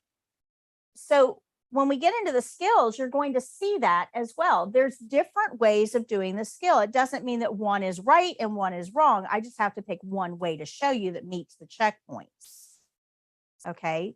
So if you've got another way that you want to do it, run it by me and I'll let you know if there's any issues with infection control or processes that would go against the checkpoints. Okay, good. Questions on that? All right, so you've just learned how to remove your gloves. So we're going to go over one more thing and then we'll take our break. Go to page 64.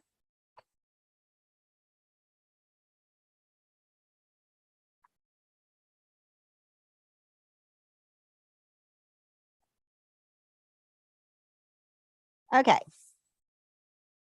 So this is going to be our very first skill that we're learning, mouth care. And this one has supplies. So when we're performing mouth care, we're going to use a barrier for our clean supplies. Because when we're using supplies,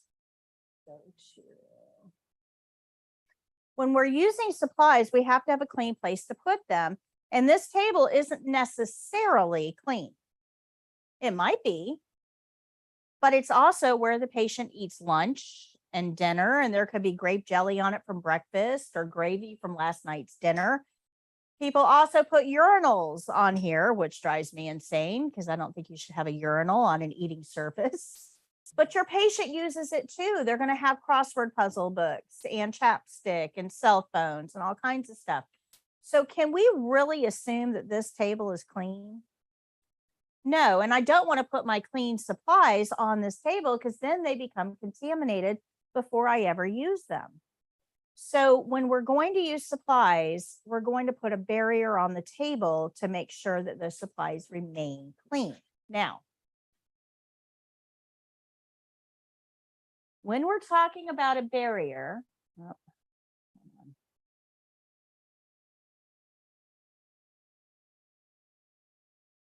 this thing loses connection if it goes to sleep. All right.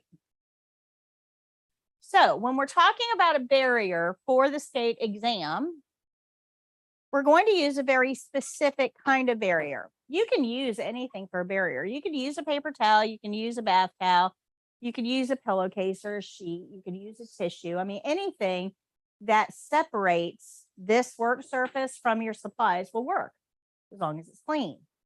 But for the test, we're going to use a very specific kind of barrier, and that's this. This is called a disposable underpad. Okay, that's its name. It's a disposable underpad. Now, this is a little bit different from this. This is also an underpad, but this is washable. So disposable underpad, washable underpad. That's a lot of syllables. We don't have time for all that. So we call these chucks because you chuck it when you're done. And we call this a bed pad. They're both underpads, but we have different nicknames for them. Okay. So chucks, bed pad. We usually don't use bed pads as barriers, although you could. We usually use something a little more disposable to make it a little easier. So this is a disposable underpad. It has an absorbent side and it has a waterproof side. When we're using this as a barrier, we're going to put it on the table so that the absorbent side faces up. That way, if we spill any liquids or anything like that, it's not going to go through onto the table. But more importantly, if there's anything on the table, it's not going to contaminate our clean surface. Good. Questions so far? No? When we're going to use a barrier, and we use a barrier for every skill that requires supplies. You're going to see it used in a lot of different aspects. But when we decide to use a barrier, it's going to be the very first thing we get. So we do our opening. Hi, Miss Jones. My name is Patty. I'm your CNA today. I'm here to whatever. Is that okay? Close curtain, wash hands. As soon as I wash my hands and my hands are clean, I'm going to go get a barrier. I don't want to go get everything I need for the skill. So for this skill, we're going to brush teeth. What are some things that we would need to brush teeth? Okay, toothbrush, toothpaste, a basin to spit in, a towel to dry off, cup of water, gloves. Okay, so I've got all of this stuff. That's a whole lot of stuff that I'm trying to juggle. And if I go get a barrier, I'm trying to juggle all that stuff and put the barrier on the table. My uniform is not clean. As soon as I start work, it is touched by this curtain as I'm walking by. It's leaned against the bed as I'm doing skills. It's pressed against that sink. My uniform is not clean. And if I'm juggling all the supplies, I'm automatically going to hold them against my uniform as I'm trying to spread that out. And now everything I was going to use is contaminated. This is a testing principle. So the first thing that we get is the barrier. We do our opening, we wash our hands, we go get the barrier. Then you go back and get the rest of your supplies because now you've got a place to put them. Good? The first thing we get, always, before the supplies. Yep. Good? We don't want the supplies to touch our uniform. Now, why can't I get my supplies during the opening? Why can't I get my supplies before I walk in the room? Okay, so I don't have clean hands. And if I walked in a room, say I walk in, you're the patient, and I walk in the room and I've got all of the supplies, oops, wrong way. I've got all of these supplies with me and I ask you, oh, there we go. And I ask you, hey, I need to do mouth care. If I've got everything with me, it kind of takes away your ability to say no. pretty presumptuous of me, right? It puts you in an awkward position. I got everything there with me. You're probably going to tell me yes, because yeah, otherwise it would be a little rude, wouldn't it? So we can't do that to our patients. We have to give them the freedom to say no. So we don't get our supplies before we walk in the room. We also can't get our supplies during the opening because our hands aren't clean. So this has to be done in a very specific order. We do our opening, we close the curtain, we wash our hands, we get the barrier. Then we go get the rest of the supplies and put them on the barrier. The order of that matters. Does that make sense? All right. So remember on Monday, I told you we're going to have to learn all 11 of these principles on the back wall? And you kind of panicked a little bit because there's a whole lot of checkpoints up there. Well, so far we've learned skill rules. We perform what's on the care plan, the whole care plan, and we're going to observe for any abnormalities. And what do we do with those observations? And what if you can't do the skill? Yeah. All right. We've learned the opening. Knock, knock, knock. Hi, Miss Jones. My name is Patty. I'm your CNA today. I'm here to whatever. Is that okay? Close curtain, wash hands. We've learned the barriers. First thing we get, we don't let the supplies touch our uniform. We put it on the table, absorb it side up, and we put the supplies on the table after that. We've learned when to use gloves, and we've learned our closing. So out of those 11 principles on the back wall, you already know 5, and it's only day 2. So kind of a no stress way of learning, huh? Pretty easy. We're going to get to we're actually going to learn one more today. We're going to learn about a privacy blanket. So after today, you will be half done with the principles on the back wall. Okay. We are going to take a break first, though. I have 2 things to tell you before we take a break, so don't go yet. All right.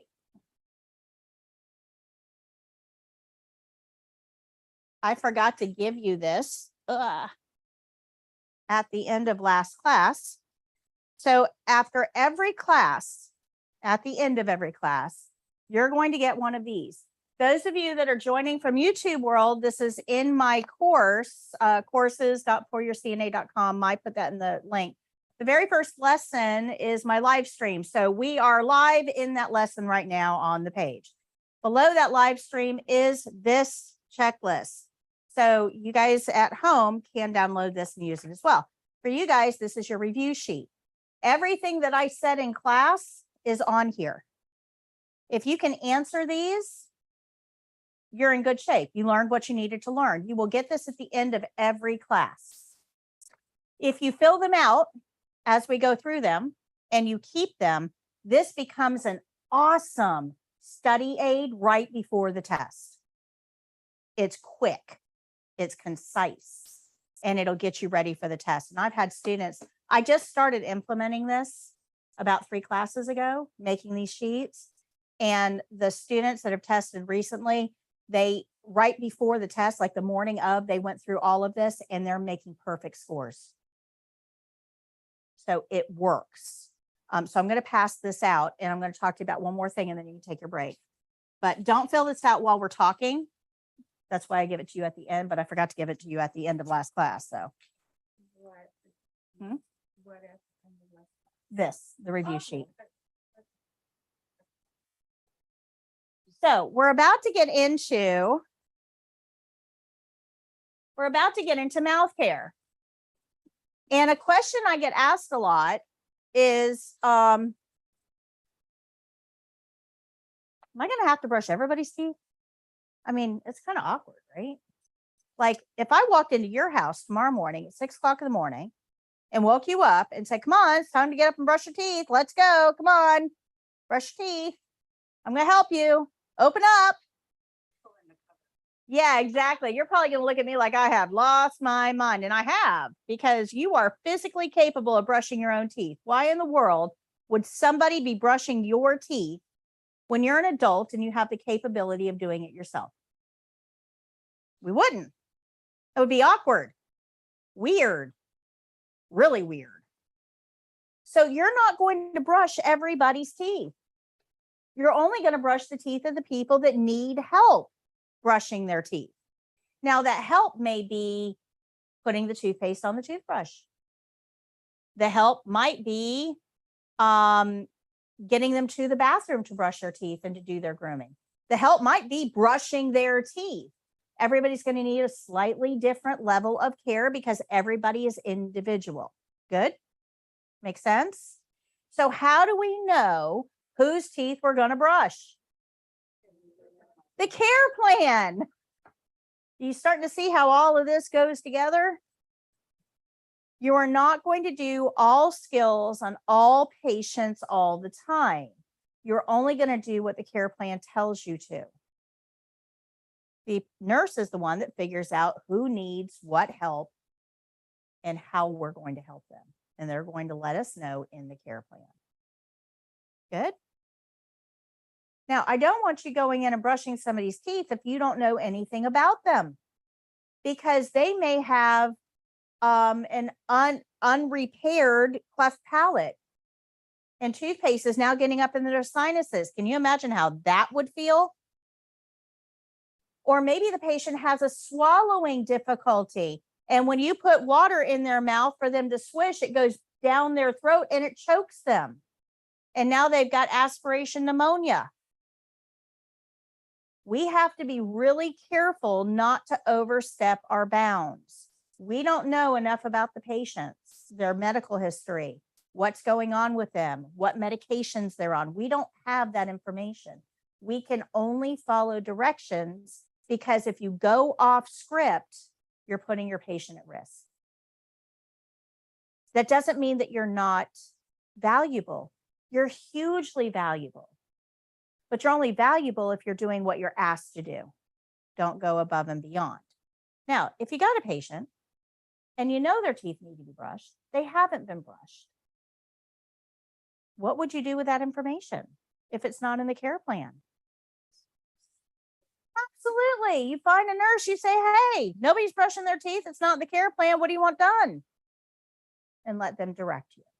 So that's where that observation comes in, because guys, if I'm writing the care plan out, I got a lot of stuff to go over, because it's not just bathing, dressing, grooming, and all that. I got to do the medical side of it as well.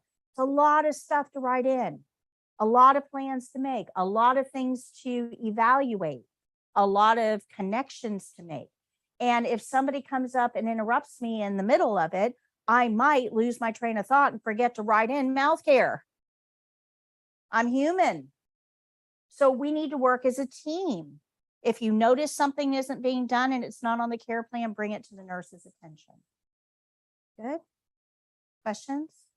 You're not going to be brushing everybody's teeth. Thank you. But the ones that we do have to brush, we're going to do a really, really good job. Because if they can't brush their own, we want to make sure that we're doing it right. Long time ago, I was working in a step-down unit of a hospital. We had a young man who was in a motorcycle accident, went headfirst into a tree, broke his neck.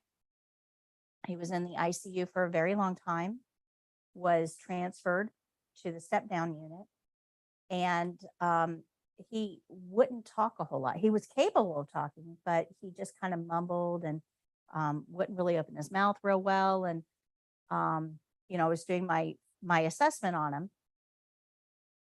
And, I'm thinking he's got to be depressed. I mean, he's a young guy in his early 20s. His whole life has changed. He's now dependent. It's, kind of a horrible thing. That must be why he's kind of not really talking and mumbling and all of that. Well, come to find out, nobody had brushed his teeth since his accident. And he knew he had this horrible, he could feel the icky on his teeth, and he knew his breath was horrible. And this guy is laying there paralyzed from the neck down. You'd think he had bigger things to think about, and all he could focus on was how bad his breath smelled. Isn't that horrible? My heart broke for this guy. We have to do better than that. And not a single CNA said anything to the nurse about, hey, nobody's brushing his teeth. it got overlooked. That happens. But man, I got in there and scrubbed as good as I could, and then got him a dental consult because he's, definitely got some issues now. But how horrible is that? We can do better than that, right? That's our job, to relieve suffering, not promote it.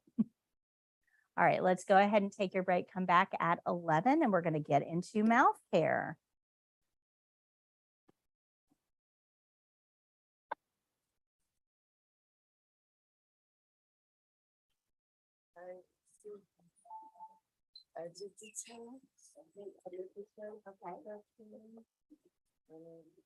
Miss one? Okay, what's, I'm so sorry, give me your name again? Crystal, thank you. I'm still trying to learn everybody. Okay. Thank you.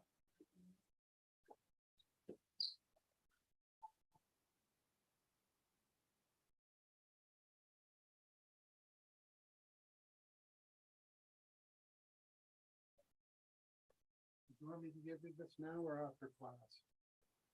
Oh, go ahead and keep that today. And I'm just gonna switch everybody out, because 2 and 3 is fine.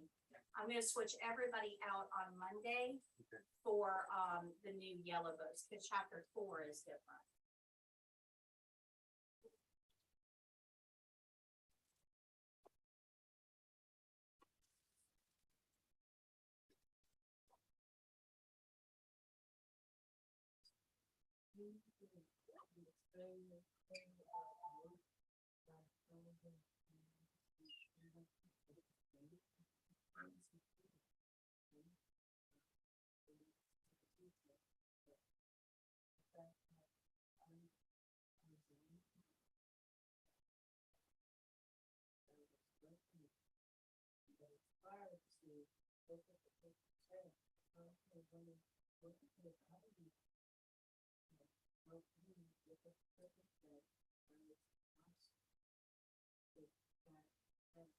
Do you want specific instructions from nurse, because every patient's gonna be a little bit different? And I would handle each one a little bit different based on their level of ability, supplies available, and things like that. So you need to get information from the nurse.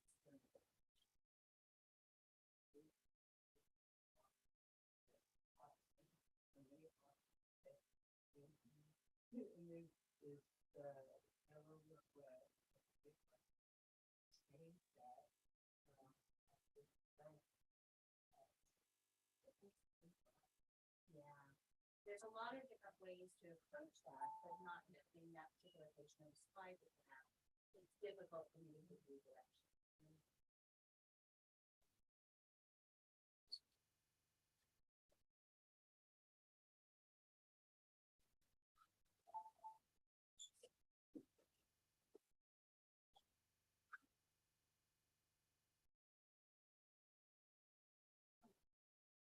I put your book there. I'm so sorry. No, I'm not sure. Glad that you were able to. Wait, were you able to access yet on Mondays? Yeah, so I got like half of it. Okay, so that's fine. That's fine. Are you able to kind of follow along if they? Okay. And I review everything a lot. Because repetition really is the key to success. You know, we have to be on the so you're gonna read chapter 1, and I'm gonna give you the textbook in a minute. You're gonna read chapter 1, and then so you take this home and read chapters 1, 2, and 3 for the week. And then in your white book, so the syllabus I gave you there, I'm gonna show you how to do it.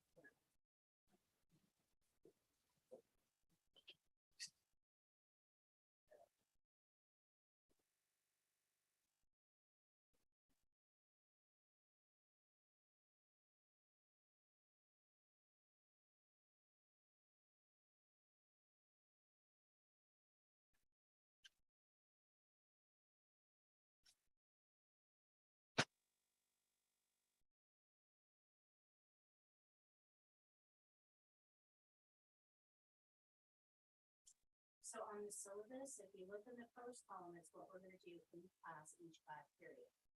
The second column are lessons related to, that's lectures that I give in the class. But it tells you what page those lectures are on, so you can go back and review if you want. And then the third column is your homework. So you can see on Monday night, you had chapter 1 to read. And it says blue book, you've got a green one. Everybody's switching to yellow on Monday, but you would read chapters 1 and then take the test on page 132 of the white book. White book is yours, you can write in it. The green book you're gonna bring back to me.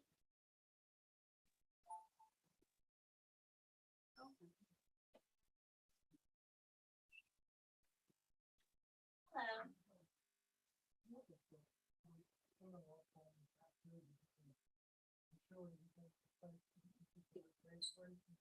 There used to be, yeah, it was the plaza right across the parking lot. And then they moved to the yellow one and now they're gone. So I really don't know where they are. No, I'm so sorry.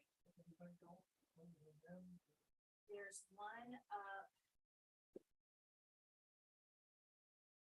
by like in the plaza beside the 7-Eleven, like in front of Lowe's. If you go north on that.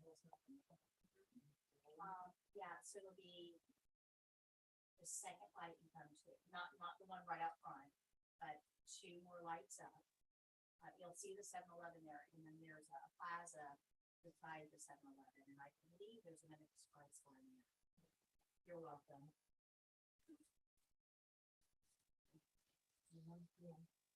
You too. Good luck.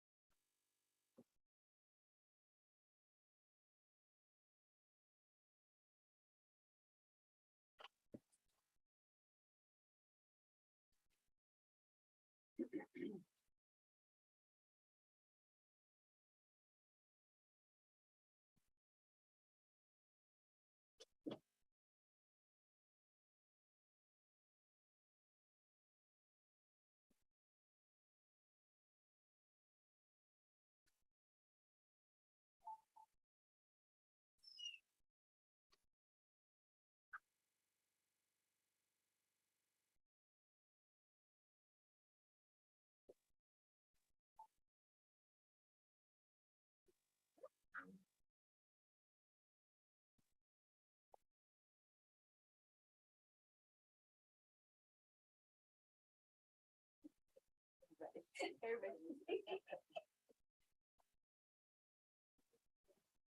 somebody in there already? No. The last breath one. No, no. Hit the last breath one. Oh.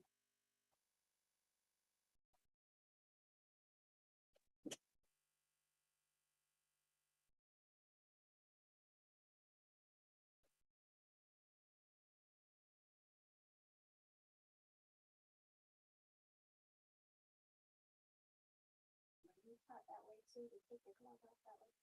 Did you say something? No. Yeah, anything good? Oh, yeah. Everybody has a. That was odd. We're always taught not to touch that, so when she went up underneath, that was like, ooh, I don't know about that. I wasn't sure. Use one hand to know one set of fingers and to drive in that other that you know come out. You have that is here. I figured taking this class would be a lot different from when I came out of high school, because it's been so long now, so I figured they probably have new ways of doing things. They don't even teach that class anymore at the school I went to. Some of these Oh, things, so much. Yeah. some of these things I'm familiar with them, but I didn't do them with facility because when I was done with that, I didn't look at that as a people.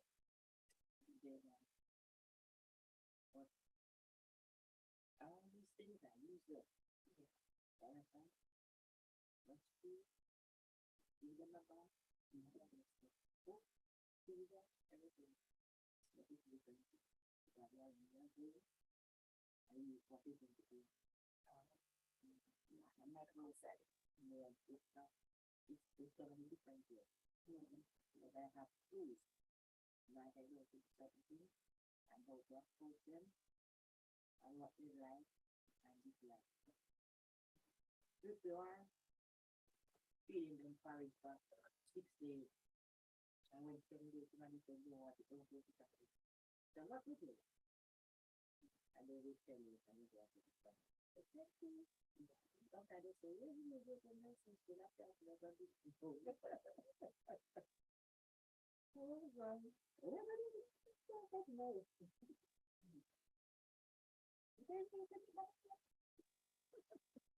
Nothing I will do. Nothing I will do. And you put on the coffee, straight now, you can. One pound working with a lady. You're from England. And the first time, that's first. When I went to the first dentist, she said, it's not one. I said, no, I love stuff like this. I thought it run. You know what people come in and and run? They know.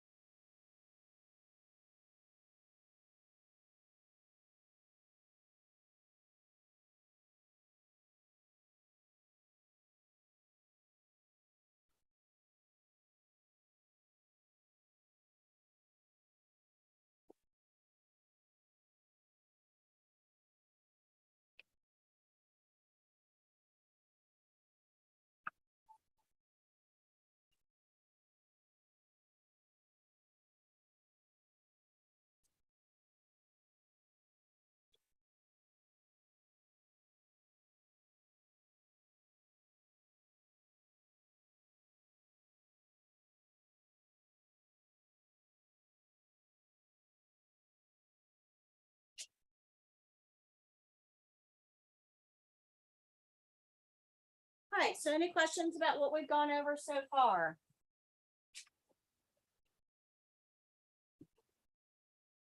Am I going too fast for anyone?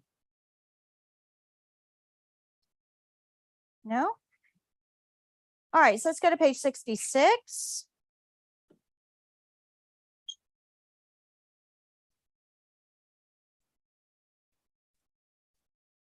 How do we know what to do with each patient?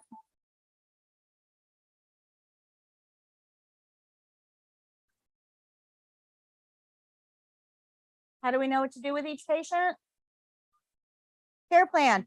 So the care plan at the top of page 66 tells us a resident with natural teeth is lying in bed and needs mouth care. The resident is not able to provide their own mouth care.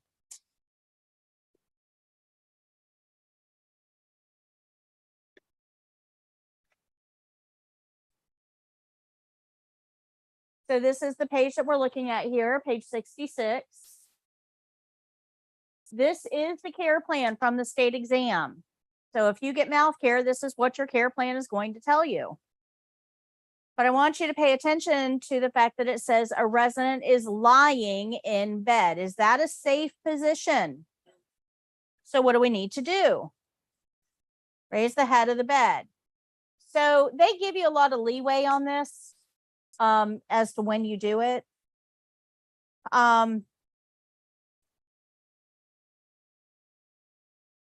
Infection control isn't graded on this part. Some of you are going to get a little tied up about this. I prefer that you put the head of the bed up before you go wash your hands, because remember, in bed, patients scratch what itches and then they hit the bed controllers, you know, so those aren't necessarily clean. And if I'm going to put my hands in somebody's mouth, I'd rather my hands be clean. So I would prefer that you do it before you wash your hands. But if you do it afterwards, it's okay. They're not going to fail you, nothing like that. But if you find that you're over at the sink washing your hands and you realize that you didn't put the head of the bed up, you can always grab a paper towel to use between your finger and the bed controller. And that keeps your hands clean and everybody is happy. But they're not really grading on infection control strongly on this point. What they're looking at is safety. Did you put the head of the bed up? Now, the problem with beds, clinical beds, beds that go up. So if you look here at the bottom of this bed is a bed controller. Right here, this bed controller. If I press the up arrow where it says head of bed, the head of the bed is going to go up. Now, this also allows the foot of the bed to go up. So you got to make sure you're getting the right up arrow. Okay. So you want the head of the bed up. But this takes forever. It moves super slow. We could play checkers in the time it takes to get the head of the bed up. It takes forever. And it does that on purpose, because if somebody is sick, that means they're probably either nauseous or dizzy or have a physical ailment or maybe had surgery. We want it to go slow so that we can watch for pain, right? You don't want to like zip it up and then the patient's screaming because they're in pain. We want to watch for pain. What would we do if we saw pain? Report it to the nurse. Absolutely. But it's going to take some time to get the head of the bed up. So I'm going to show you what I mean. Now, when we're putting the head of the bed up, this isn't like a cartoon where it's going to clamshell shut or eject them from the bed. It doesn't do anything crazy like that. We are going to press this button until the head of the bed stops moving. So I can't get to here and think, okay, that looks good enough. That is not good enough. We have to keep pressing this button until the bed stops moving. That is all the way what we call a full upright sitting position. And this is what the checkpoint is saying, is it a full upright sitting position. So we want the head of the bed all the way up. But if you look, this pillow behind the head, when they're laying down, super comfortable. When they're sitting up, not so comfortable because it's kind of pushing their head forward. So when you get them to a sitting position, we want to do something with this pillow. The best thing to do with the pillow, Ms. Jones, can you lean forward for me, is to help her lean forward and slide that pillow down behind her upper back. Now she's sitting up nicely. Now, notice, even though she's a mannequin and I know she's fake, I treated her like she was a real person. I talked to her. And when I helped her sit forward, I put my hand on her upper back. I didn't do this. There's a danger in using mannequins for skills. Now, mouth care is going to be done on a real person. I'm going to show you that in a minute. It's going to be done on a real person. But when we do use mannequins for, there's 4 skills that we're going to use the mannequin for, you still have to treat them like they're real. So don't, like grab them and grab their hair. Don't do anything like that. Okay. We want to be very gentle. We want to support body parts as we move them, and we want to talk to the patient. So when I put the head of the bed up, I'm going to help her sit forward, slide the pillow down, and that gets her into a more of a sitting upright position. Now, some people can't tolerate that sitting all the way up, especially if they had some sort of abdominal surgery and they have an incision there, or maybe they have a larger belly and it doesn't really fit well. So if the patient is uncomfortable with the pillow behind their back, you can just take it all the way off of the bed. That works too. But you don't want to leave it behind the head. Good? Make sense?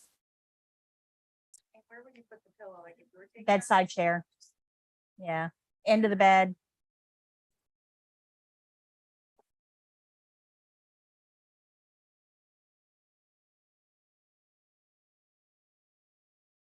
It's slow. Super slow. And we're going and we're going. All right. So we've learned what the care plan is telling us to do. A resident with natural teeth is lying in bed, needs mouth care. We know we're going to put the head of the bed up. We know we're going to put the pillow behind their back, all of that. We already went over supplies, but we're going to go over it again in a minute. But I want your attention down to the very bottom of the page. Very bottom of the page is test specific information. So if you look at the bottom of the page, it tells you that somebody with your level of experience should be able to brush somebody's teeth in 12 minutes or less. Anybody brush your teeth this week? How long did it take you? Way less than 12 minutes. I mean, maybe 3, maybe, right? And that's putting toothpaste on, brushing for your 2 minutes, rinsing, spitting, drying, and cleaning out the sink, right? Maybe 3 minutes. They're giving you 12. Don't rush this. Don't rush this. There's no reason to rush. You've got all the time. Even though that bed moves super slow, it's still not going to take 12 minutes. You've got all the time in the world.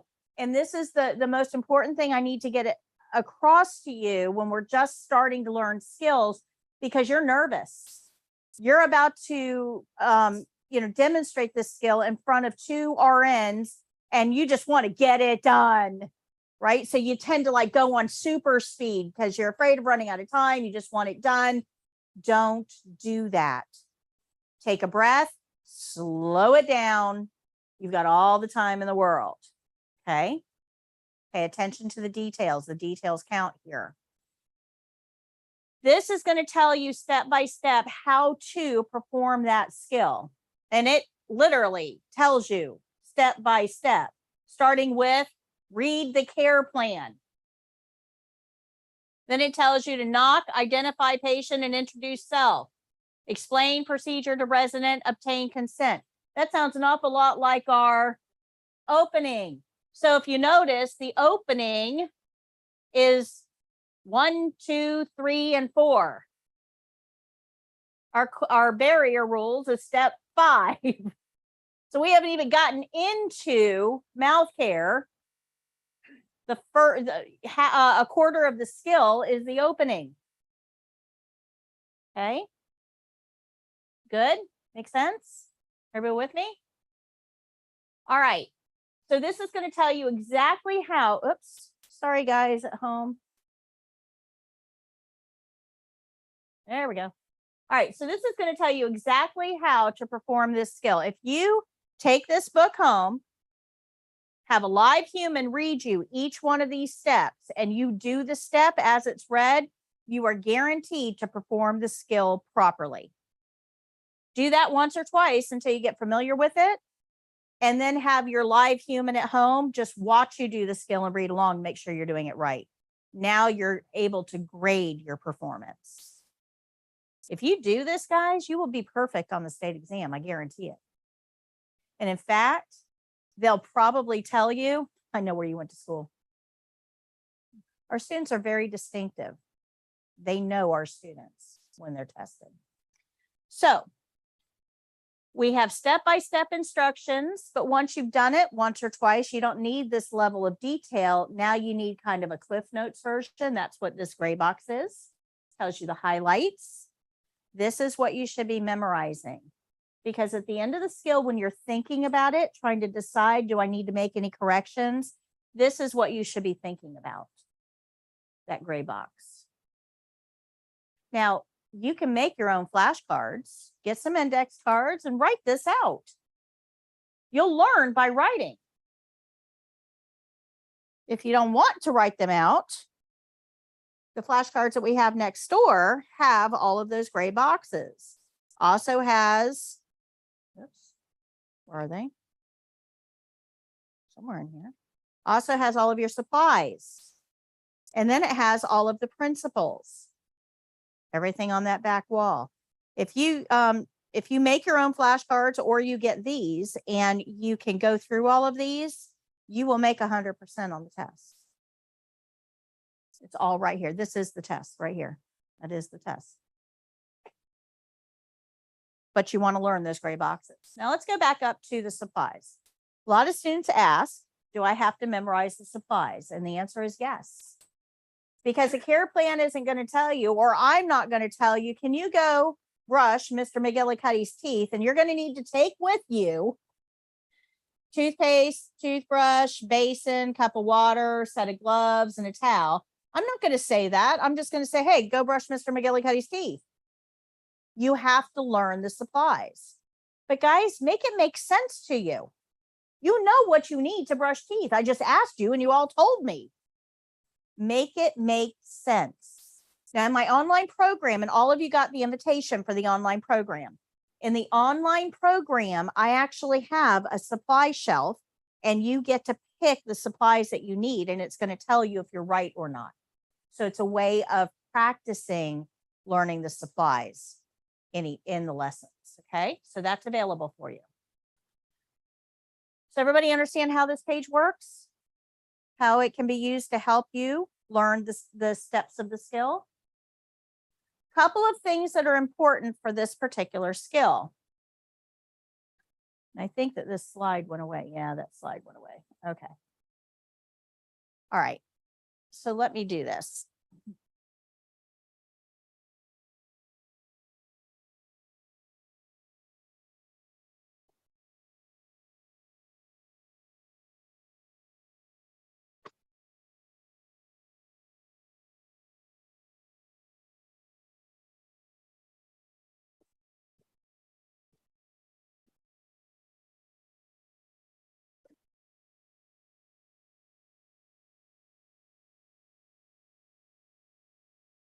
That black one right there, is that pulse?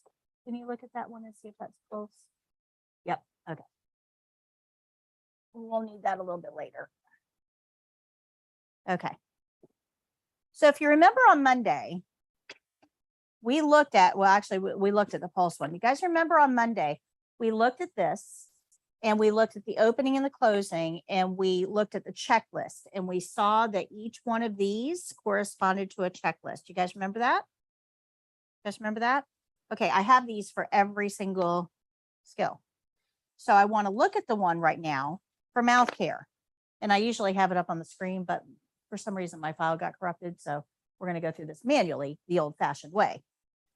So these are the things that you're being graded on when you're performing mouth care.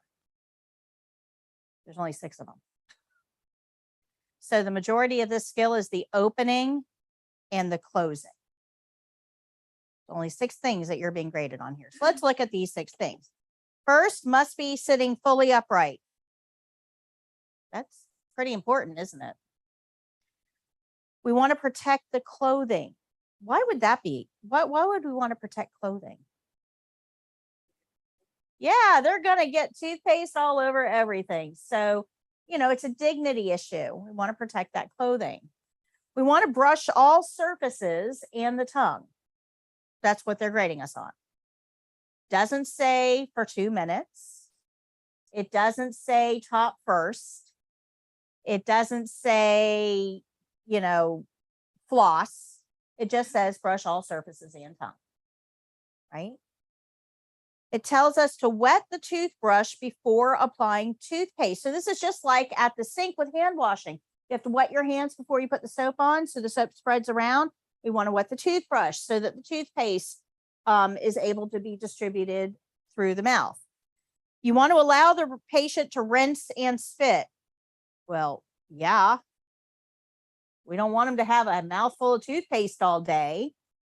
That checkpoint is the one that gets missed a lot on the skill. Let them rinse and spit, guys, as often as they need to. And then we want to leave the patient's face and clothing dry. That's it. For this whole skill, those are the things that relate to the skill itself. The rest of it, opening, barrier, glove rules, closing. 6 things related to the actual skill. Are you starting to see how these principles can be used to make sure that you get everything right on the test? Okay, good. Questions? Think of it like puzzle pieces. They click together.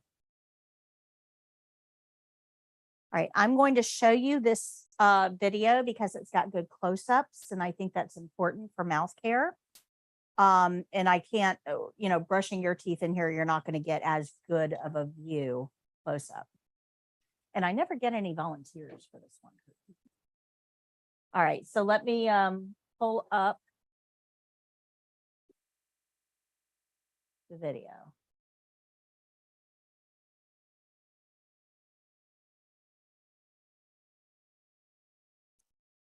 So one of the things that I want to point out while we're on this page is that when you see these animated lessons, these are all on my website.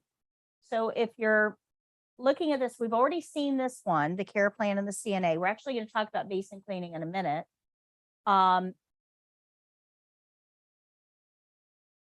Here's the closing. Bed position, we just talked about. I have a video on it. Glove rules, barrier rules. So these videos are kind of like review for what I showed you in class. It's a different way of presenting the information. So if you didn't quite get it this way, go watch the animated videos. They're short, they're quick, like barrier rules. It's less than 5 minutes. Took me way longer to talk about it in here because a picture really is worth 1,000 words. So you can watch those. They're all free. They're available for you to watch anytime you want to. Where am I going? Mouth care. And you see, I have a lot of them. Mouth care. Mouth care? There it is. Okay. So, oops, hold on a minute. All right. So how long does the book tell you have to do this skill? Okay, if you look here, I've got the whole thing. The whole video is 5 minutes and 17 seconds. That includes this whole beginning section and the credits at the end. So 5 minutes for the entire thing. You've got way more time than you need. And I need you to understand that, that the test gives you a ton of time. We're going to talk about skills timing a little bit later in the program, how they grade your timing. But you need to understand that if you look at the skills timing at the bottom of each one of these pages and the video is always done in way less time, about half the time that they give you.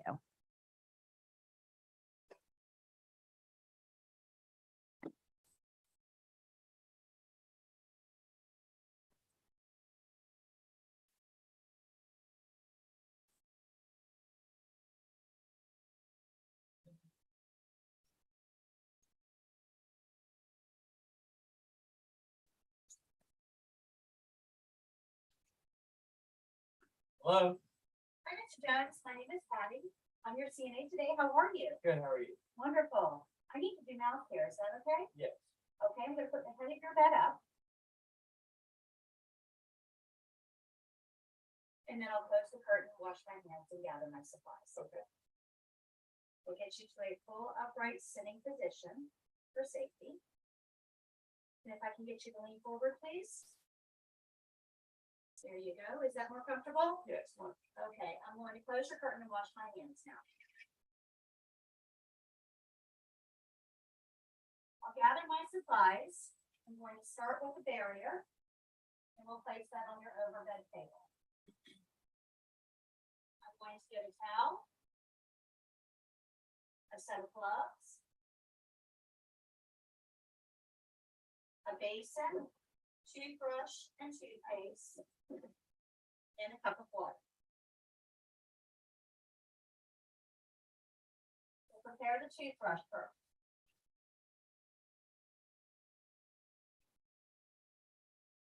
Get it wet, place a little bit of toothpaste on it, and set it in the basin. Mr. Jones, can I place this towel over your chest? Yes, please. And now we'll apply my gloves.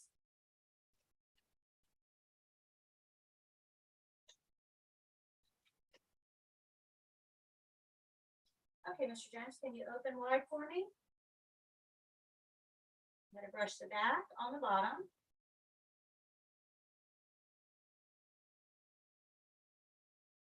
The back on the top.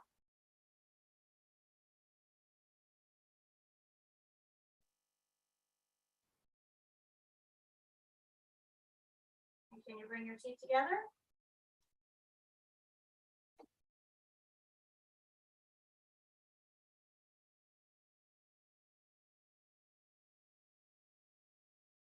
And stick your tongue out for me.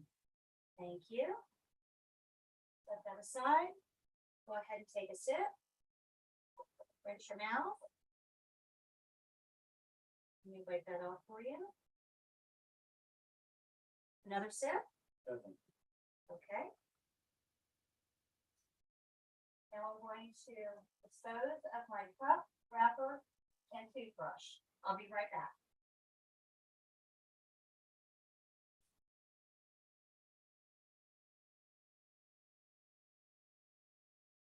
I'm going to remove the towel and place it into dirty linen.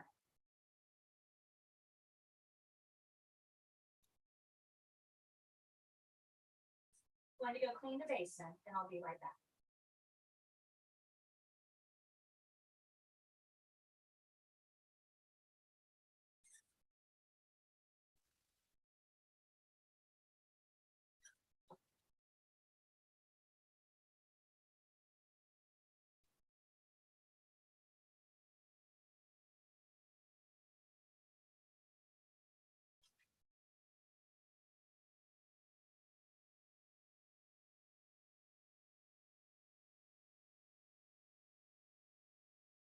I'll place the toothpaste in the basin, use the paper towel to open the drawer, and place the basin and toothpaste in the drawer. Clean up my work environment, and go throw these items away. Now I can remove my gloves.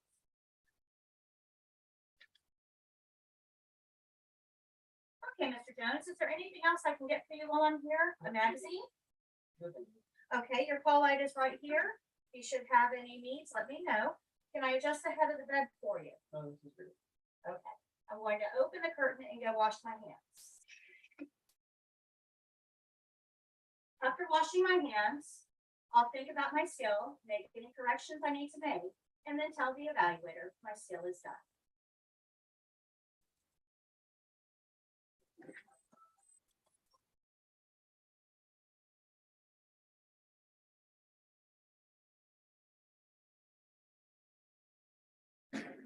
Okay, any questions on that? Questions? Pretty easy, right? It's first skill I show because it's something that all of us are familiar with. It's just brushing teeth, right? I'm not going to start you out on catheter care. We're going to work our way up to that.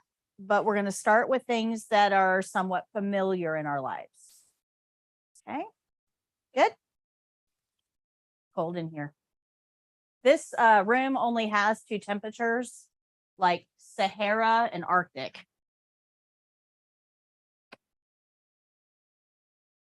Okay. So at the end of that skill, you saw me clean the basin because patient spit in the basin. We had to clean it before we put it away. So you saw what I did there. So we're going to get into basin cleaning, but we're just going to touch on that right now. We're just going to kind of gloss over it. We're going to come back to this a little bit later in the program, and we're going to go over it in detail. But right now, I just want you to have a vague understanding of it. You'll notice in this program, I use a lot of repetition. I say the same principles in a couple of different ways. That way, hopefully, it'll at least one will settle in with you. So we use a lot of repetition in the program. So we're just going to kind of highlight, overview it, and then later on, we'll get into it a little deeper. In healthcare, there are 2 ways of cleaning things. One is what we do at home. You rinse the sink out after you brush your teeth. The other is more clinical, what we would think of as more sterile, right? CNAs don't do that. CNAs do clean, not sterile. But all of you, your minds are going to try to take you to sterile. We don't do that. That's not us. That's nursing, not us. So we're going to look at this like we would look at cleaning things at home. Okay. Everything that we use is single patient use. So if you get a basin, it is only your basin. She's not going to use it. She's not going to use it. He's not going to. It's only yours. So you have to keep that in mind when we're working with basins. So even though this patient spit in this basin, they're the only ones that are going to spit in the basin. So rinsing it, drying it, and storing it is perfectly okay. Okay, good. We definitely want to make sure it's at least rinsed out before we put it away. And that's what we're going to use for the test. For the test, we're only required to rinse, dry, and store. That's all we do for the test. Rinse, dry, and store. That's it. So I told you there's 2 ways of looking at this. Clean and sterile. I told you CNAs don't do the sterile. But there's actually something right in the middle of that we do as CNAs.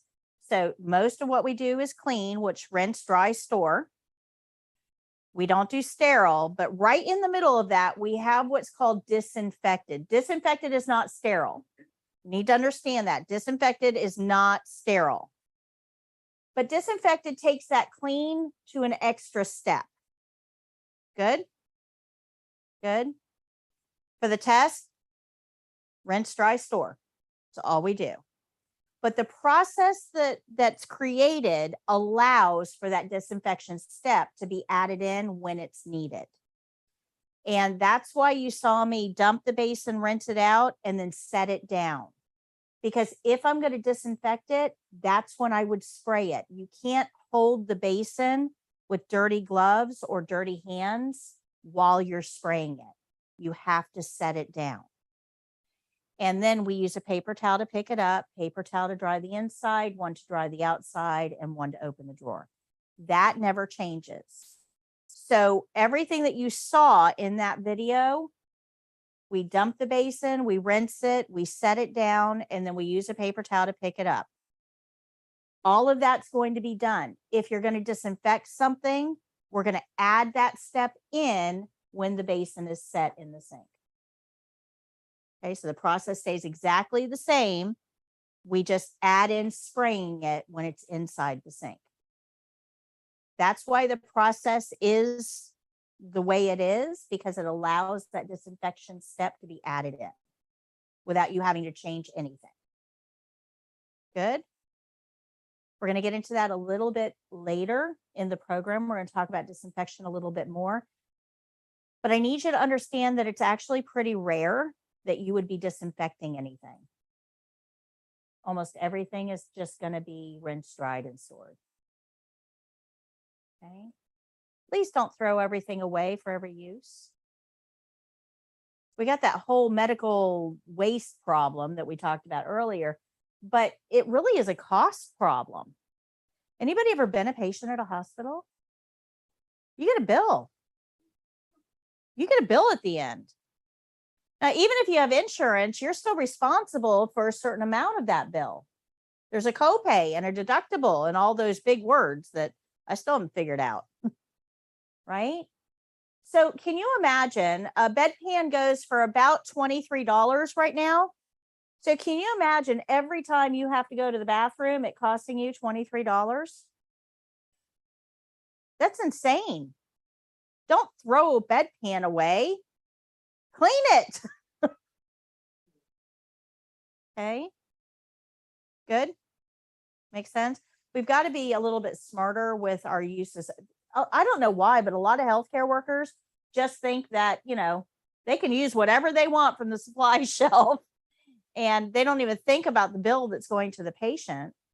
But this is one of the biggest new industries that has begun, are nurses that review medical bills and unnecessary expenses. They're able to dispute, and then they get a percentage of whatever they save the patient.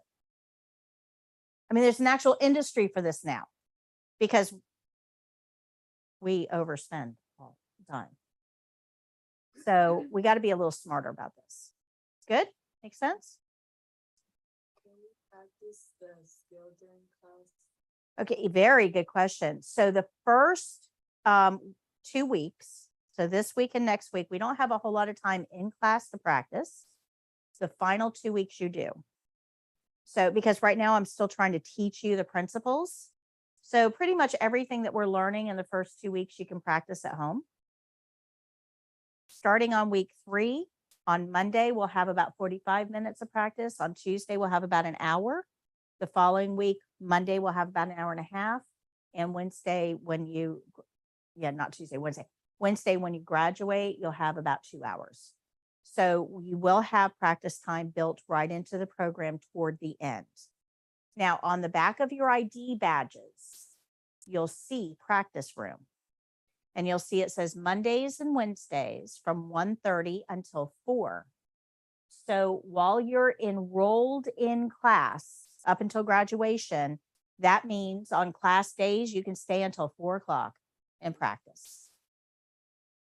So after class until 4, the room is yours. After you graduate, you can come in at 1:30 to 4 and practice. I have that half-hour buffer. Can you imagine how awkward you guys are still brand new in the class. You're still trying to settle in. Can you imagine how awkward it would be at 1 o'clock if I had people lined up on the sidewalk trying to get in here? It would be a little awkward. So I give you that half-hour buffer as new students to kind of get your bearings. Okay. So while you're enrolled up until 4 on class days, after graduation, 1:30 until 4 for a month after graduation. So that allows you to come in and practice before you test. Okay. No outsiders are allowed though. So you need to make friends with other people in class. That way you have somebody to practice with and on. So exchange phone numbers, study groups, that type of thing. But you can't bring in family, friends, pets, neighbors, nothing like that. That's because of my insurance agent won't allow it. It's liability because we're a clinical setting. How long does it take, like, from the time we graduate from here to take the state test? Good question. So if you look at your syllabus, you'll see next Wednesday, so a week from today, we're going to be I'm going to give you the registration packets for the state exam. We're going to fill them out together and you're going to submit them whenever you are ready. Some people have to wait for paychecks. Some people have to wait for vacations. Some people are going to be ready right away. But if you register the day that I give you that registration packet, you should be testing about a week or 2 after graduation, which is why I time it the way I do. Because if I do that with you the very first day, some of you will have your test date before you graduate, and that's no good. So I timed this out to make sure that you've got a little bit of a buffer, not a big one, but a little bit of a buffer between graduation and testing. So you've got time to practice. And did you say it was in Tampa? Closest one is in Tampa, and we'll go over all of that when I give you the test registration instructions. We'll talk about different testing centers, the testing timeline, the different parts of testing, all of that. Okay, we'll cover it all. Yeah, I know. And that's, you know, that once we get to test registration, it gets real. It gets real. And so I try to push that back until about the halfway point so that you can develop a little bit of confidence. First one, how long can it would it take you to get enrolled back in the class? Well, if you're unsuccessful at the test, you don't need to retake the class. You just have to re-register and take the portion of the test that you failed. But you've got access to the online program. You've got access to all of my videos. I've got a ton of other stuff I'm going to give you. Plus you still have your book. So you have everything you need to be able to remediate to get ready for the test. But if you fail and you bring me the printouts that they give you and make an appointment to talk to me, we're going to go over why you failed, and I'll explain the exact checkpoint and what you potentially did to violate it. Okay. So I'll help you identify your, your deficiencies, but you don't have to go back through the class. You'd have to wait 30 days between attempts though. What do you have to pay for the test itself? $155. And that's paid to the testing agent. It doesn't come to me. You send that to the testing agency when you apply. Okay. Good. Questions? So we're going to see this again, but I just want you to have kind of a high level overview of it. So now let's go to page 70, privacy blanket.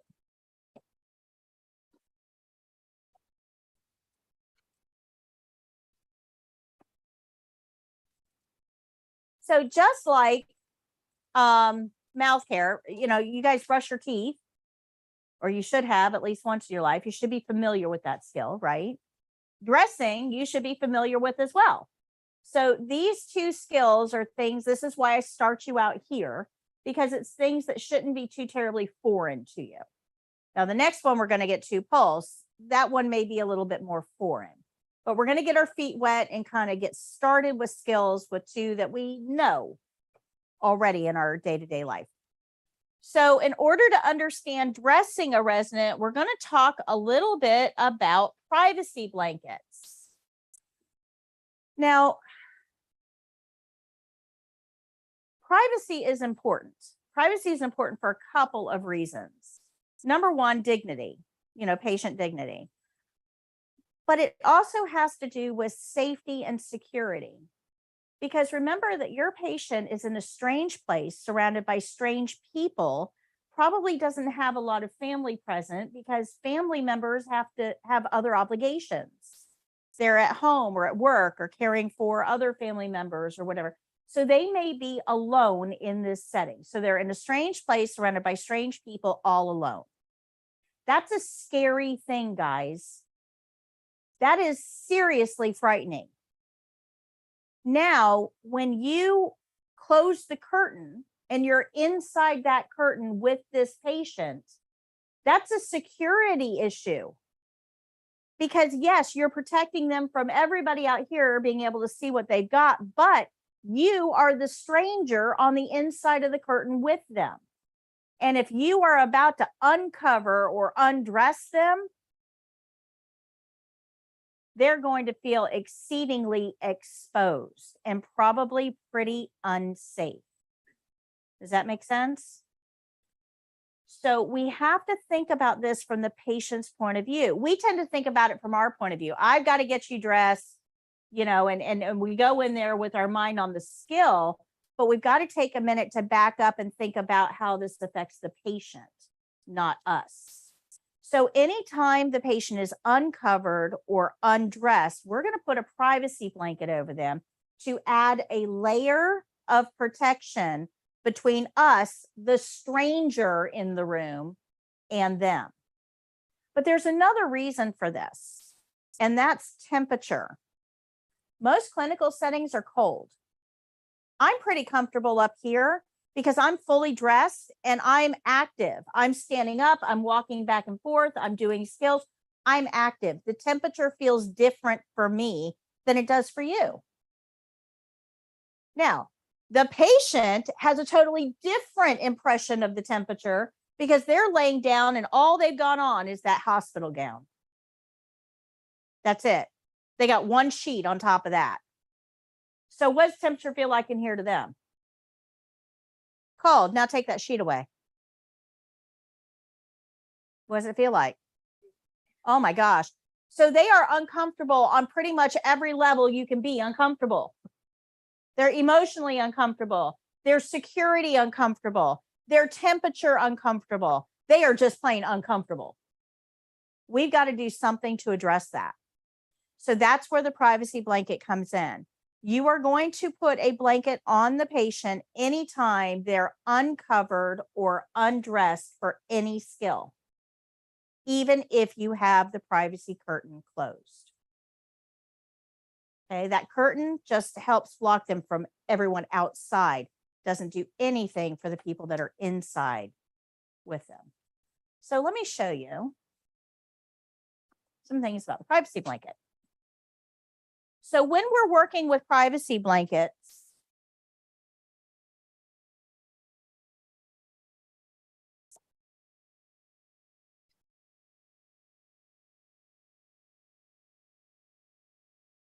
hold on a minute.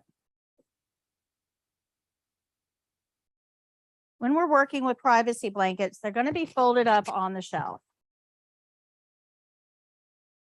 So we're going to get the privacy blanket. Remember, we don't want to hold it up next to our uniform because our uniform is not considered clean. So we're going to kind of hold it out away from us and we're going to take it over to the patient. We're getting ready to put it on. When we put the privacy blanket on, we don't want to snap it or shake it like you do at home. Like if I'm going to make my bed at home, I'm probably going to open up the sheet and do something like this to spread it out. Right? When you do that, see those fuzzies that just came up there? Those are dead skin cells, yeast, bacteria, all kinds of stuff that came off of that patient. When I snap that blanket, all of those things get aerosolized and get brought up right here so I can breathe them in. Now at home, I'm just breathing in my own funk. But in a clinical setting, remember, these are pathogens that are big, bad pathogens. I don't want to breathe that in. The other problem is when I'm getting aggressive with the snapping thing, you see what it's doing to the patients, right? See, we don't want to snap or shake anything that we're putting on the patient. Instead, we're going to get the bath blanket or privacy blanket. They're known, they have two names. So bath blanket, privacy blanket, same thing. So when I get this blanket, I want to carefully unfold it and then just lay it over the patient like this. Now, notice I'm putting it over the sheet. I know I have to take the sheet away in order to dress her because I got to get to her feet. We got to put socks on. We got to put pants on. I know I have to do that, but I want to preserve her privacy as much as possible. If I pull the sheet all the way off and then put the blanket on, she was exposed. If you put the blanket on first and then pull the sheet down underneath, she stays warm and covered throughout the process. Okay. At the end of the skill, when I'm all done, if I want to pull the sheet back up, I'm going to pull it up over the blanket. Again, I'm not going to take the blanket away and leave her exposed. I'm going to put it up over the blanket and then remove the blanket underneath. Anything that we remove from the bed, we want to ball up in a ball so that we have control over all of the edges. We don't want these edges to contaminate other surfaces if they're left loose. So anything that's removed from the bed, we're going to ball up and then put in the appropriate receptacle. Good? Questions? It happened. I was too nervous. And I shake. Can I do it again? Like, Mhm. oh, I forgot. Yes. Yeah. And that would be a great correction. Oops. That would be a great correction. You could tell the evaluator, correction, I shouldn't have shaken the blanket. Let me redo it. And that'll be fine. No worries. Whoops, wrong way. No worries. They don't expect you to be perfect, but they do expect you to recognize your mistakes. Okay, good. One more thing about privacy blankets. We're going to get to this a little bit later as well, and you'll hear me talk about all of these issues again. But when it comes to privacy blankets for this skill, well, hold that thought. We're going to get there a second. Go to page 71. It's right there.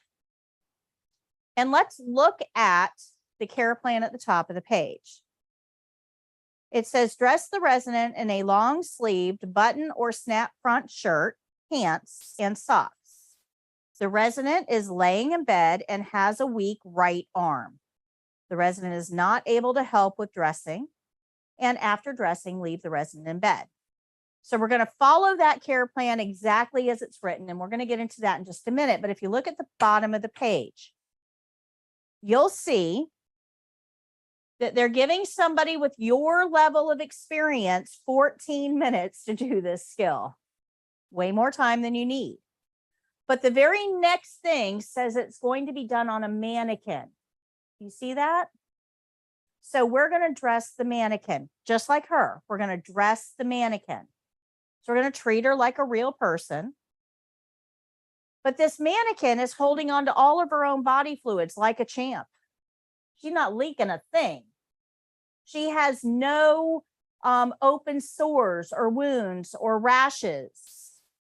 And I'm not going to touch any of her personal skin because the care plan did not tell me to put a bra or underwear or any, it's just pants, shirt, socks. So do I need gloves for this skill? No. Our care plan, you know, and our patients don't require gloves. Now, if she had a rash, would I need gloves? Yes. So you guys starting to get that?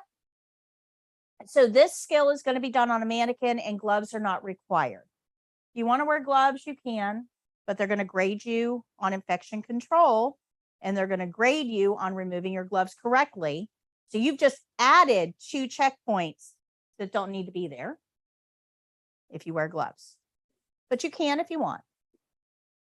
But when we do wear gloves, this is important, and we're working with a privacy blanket, you have to remove those gloves before you remove the blanket. Because remember, you've got to pull that sheet up. You can't just take the blanket away, right? Can't leave the patient out there exposed. You have to pull the sheet up first.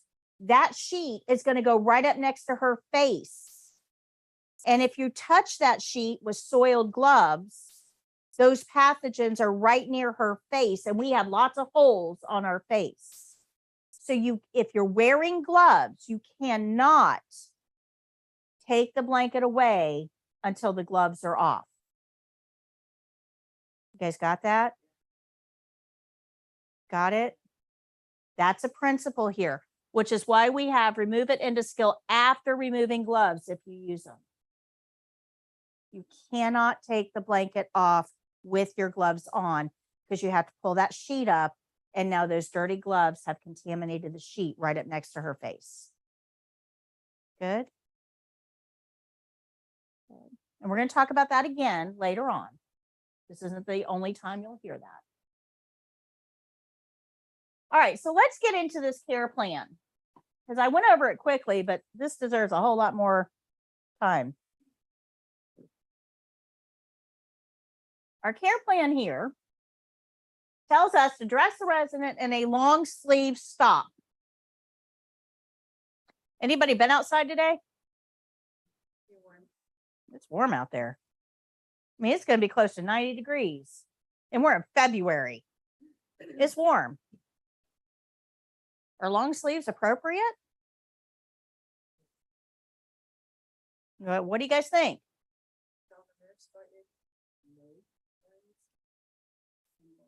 Maybe the nurse knows why. Or she can look at the or she can go through the temperature. Okay, that could be. Yep. Yeah, we're dressing for the interior environment, not the outside one. Maybe the nurse knew the temperature of the patient. So the last day would be better. Okay. All right. And by the time it's warm, What's that? Ah, okay. Good. Very good. Nobody's arguing with me over this. Usually I have somebody that says, yeah, put them in short sleeves. Are we allowed to change that care plan? No. Yep, we follow the care plan, period. End of discussion. So if the care plan says long sleeves, there's a reason that the nurse wants long sleeves. They may have a rash. You're absolutely right. They may have that they may not be going outside. You're absolutely right. They may have a condition where the temperature needs to be regulated. You're absolutely right. They may have a condition that makes them photosensitive, which means if they are going outside, we need to reduce the amount of skin that sunlight can hit. So there's a lot of reasons that the nurse may have long sleeves on the care plan. If the nurse went out of their way to put long sleeves on here, that means that they're committed to that. We're going to follow it. You may have a test question. Hold on one second. Hold on. You may have a written test question on this that says the care plan tells you to dress the resident in long sleeves and the resident complains that they're hot. What do you do? A, dress the resident in long sleeves and notify the nurse. B, select another outfit that the patient requests. C, change the care plan to reflect patient wishes. Or D, tell the nurse to up the patient's dementia medication because they're crazy. Right? One answer you can always throw out. One answer is just so totally out there that's like nobody would pick this. I mean, it's just ridiculous. So one answer is always a throwaway answer. And then you've got the other three. That what I want you to remember is this. This right here, this banner is how you answer all written questions. Every written question has to do with one of these things. One of these things. So in our case, this one, we're going to follow the care plan, the whole care plan, nothing but the care plan. But we're also going to report all observations. So if the patient says they're hot, we're following the care plan, but we're reporting it to the nurse. Yes.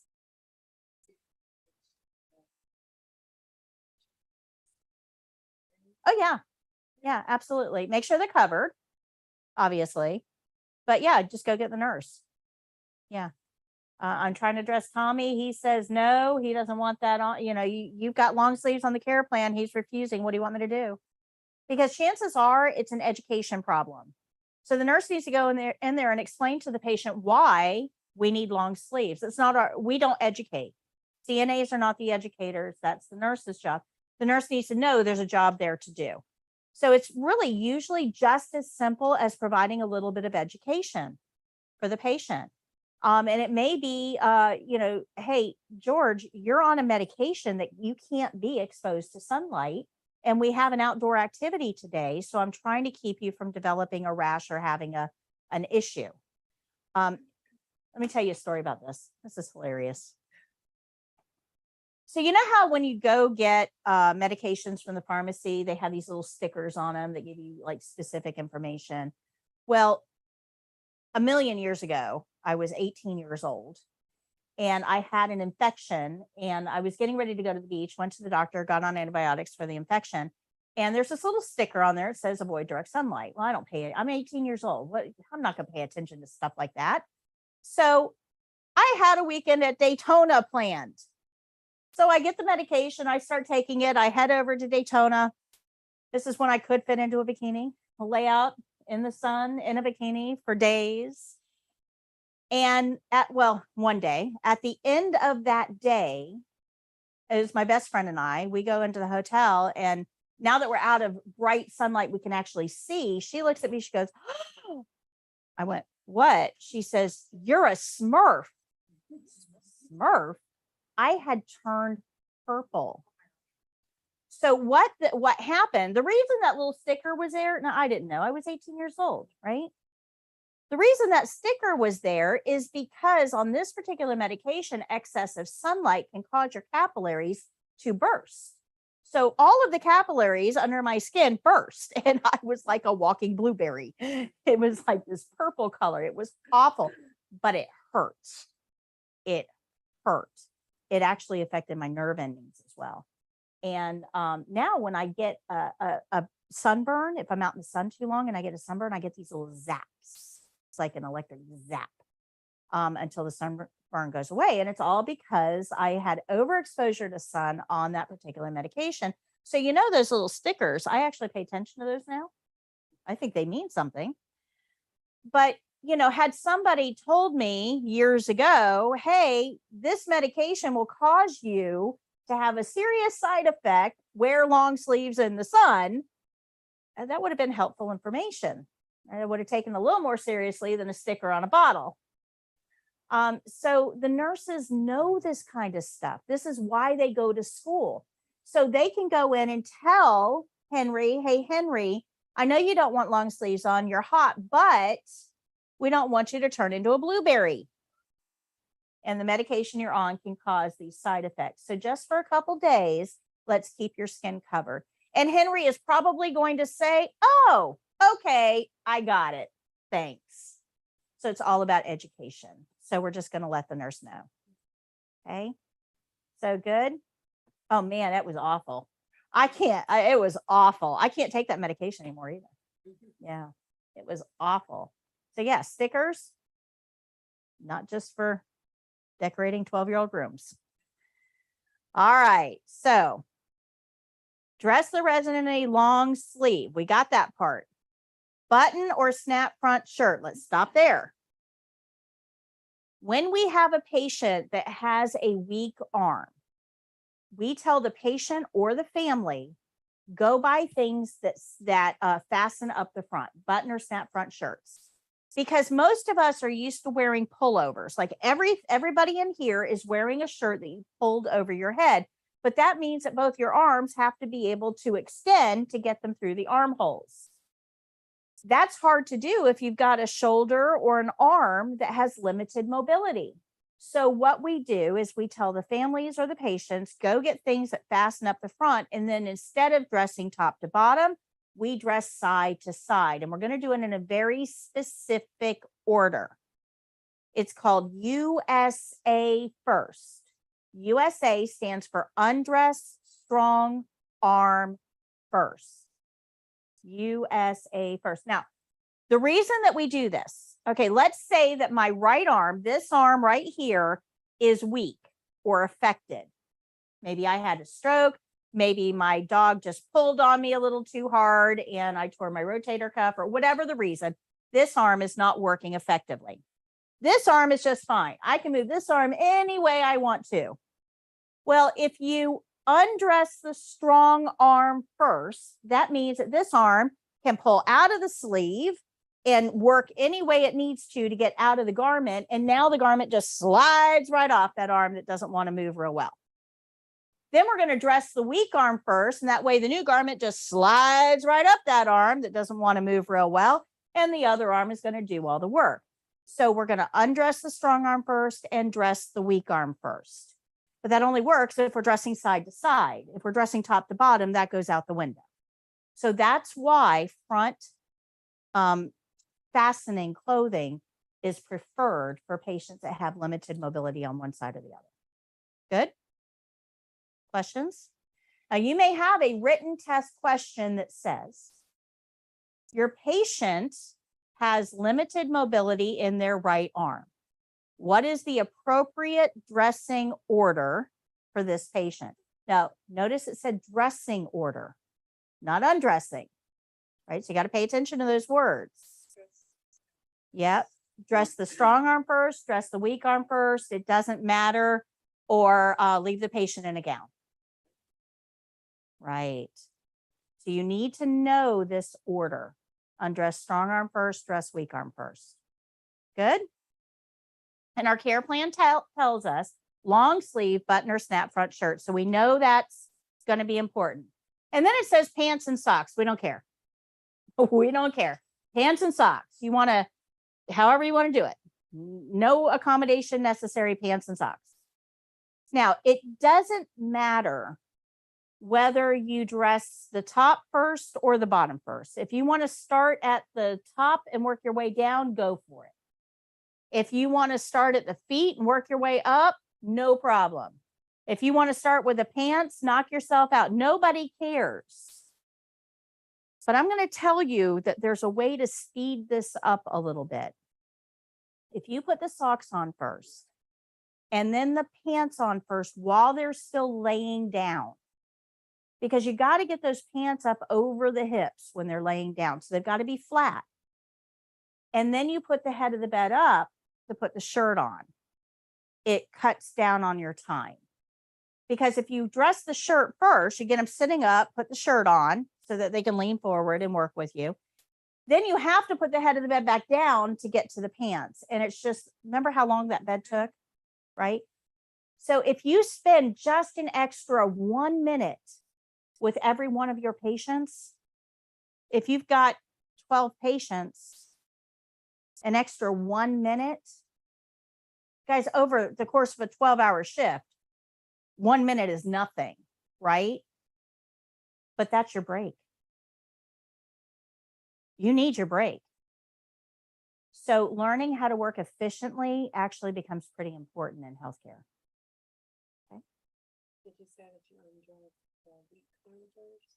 USA first. Undress strong arm first. So you can actually see that on page 71 under 9. Okay. That's going to be super important. You need to know that. You can put their shirt on without the bed up. I mean, it is possible, but man, it's a lot harder. It is a lot harder to dress somebody if they're laying down. It's okay. It's okay. But yeah, it's just going to make it harder on you and the patient. Yeah, you got to roll them back and forth and back and forth.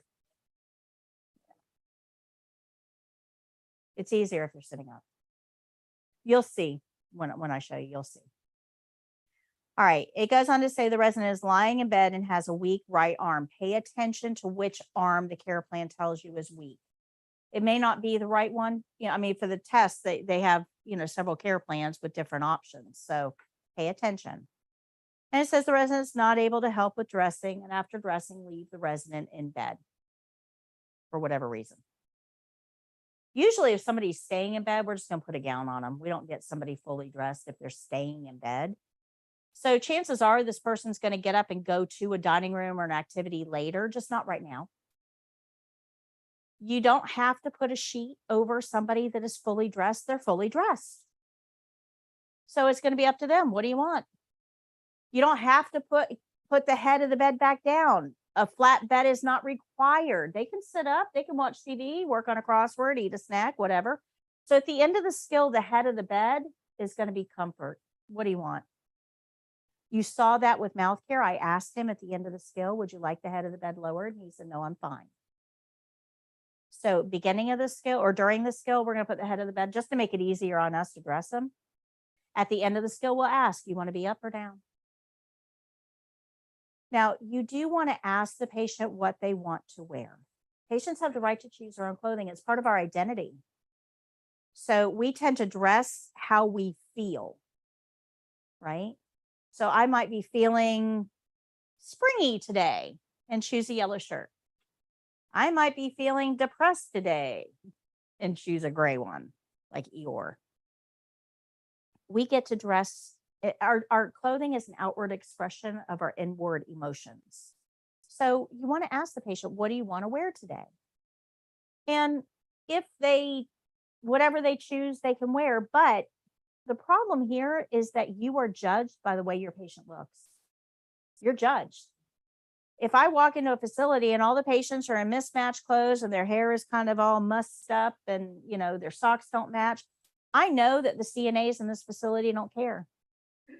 And that's not the reputation that you want. So if your patient, if you ask the patient, what do you want to wear today? And they choose something that doesn't match, you can suggest an alternative. If they say, yeah, I want my purple flowered shirt and my yellow plaid pants. Oh my. You can suggest, you know, your white shirt would go really nice with those pants. You want to try that? It's okay to suggest an alternative.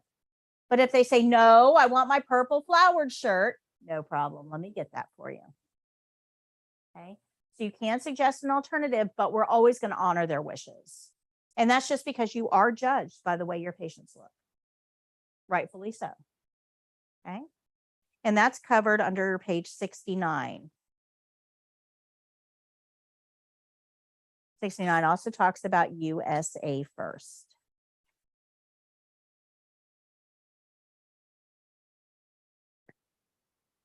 I told you, you don't even have to take notes here. All right, so our supplies for this skill are actually pretty easy. We need a barrier to put our stuff on. We need clothing, and we need a privacy blanket because the patient's going to be uncovered and undressed. So we're going to use a privacy blanket. So the supplies for this are actually pretty easy. Okay. I'm going to show you the video for this one because it's got really good close-ups, and that's going to be important for you to see each part of it. But I want you to pay attention when I'm putting the socks on. And I haven't been pointing this out, but I think it's important. Anytime that we lift a body part, we always lift from below with a flat palm. We're not the claw machine at Walmart, okay? So let me go over here and show you. If I want to lift her leg up, let's say I'm going to put a sock on this leg and I want to lift it up, I'm not going to do this. Because when I do this, my fingertips have to grip into her skin and that can cause bruising and tissue damage, but it's not providing adequate support. So instead of lifting from above, anytime we lift a body part, we're going to lift from below, underneath, with a flat hand. So we're not digging into that patient. We also want to try to support at the joints. Okay.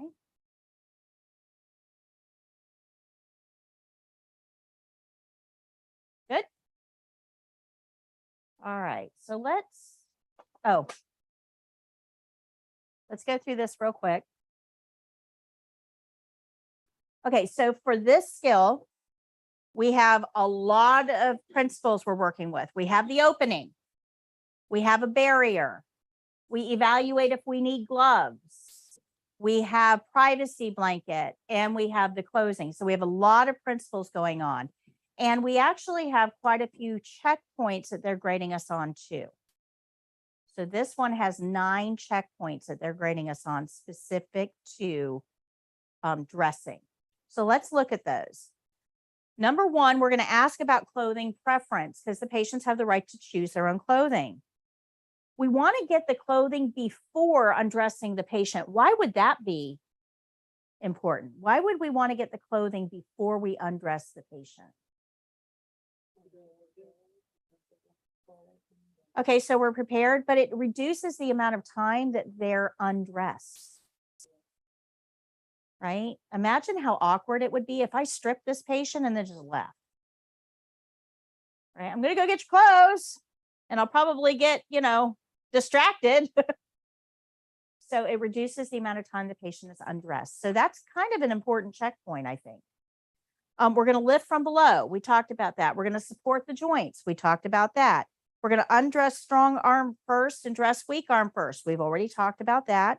We don't want to overextend or force the movement. So if I'm putting a shirt on, I want to make sure that the joints, the fingers are all together, that I'm not bending anything backwards, that I'm not injuring the patient while I'm dressing them.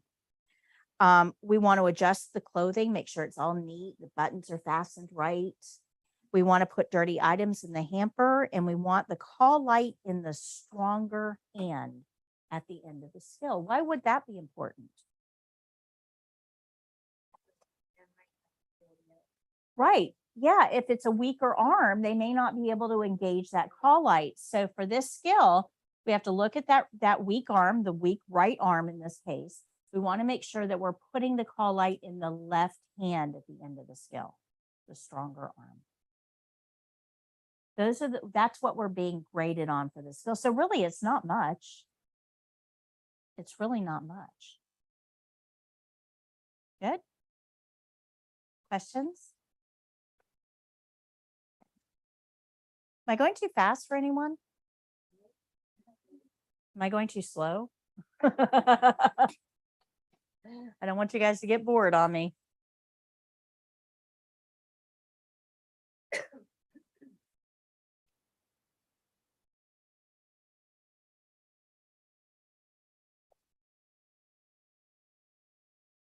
Okay.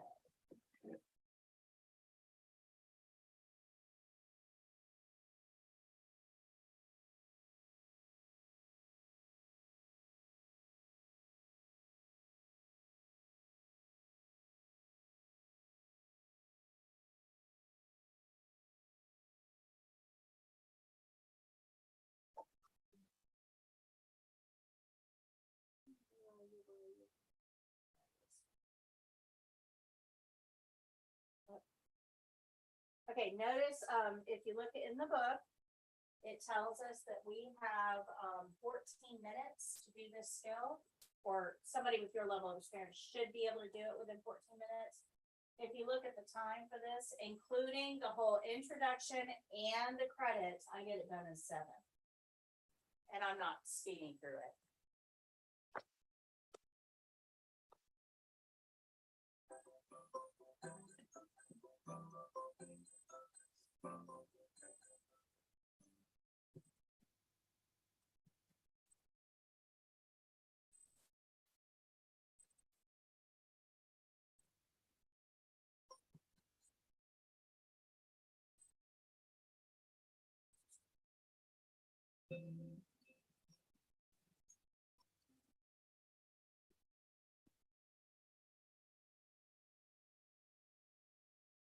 Hello, Mrs. Jones. My name is Patti. I'm your CNA today. How are you? Good. I'm here to help you get dressed. Is that okay?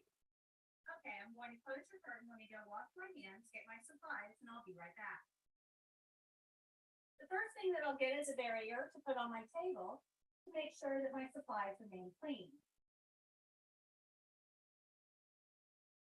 Mrs. Jones, what would you like to wear today? Your light pink pants and dark pink shirt? Okay. Is this the outfit that she described?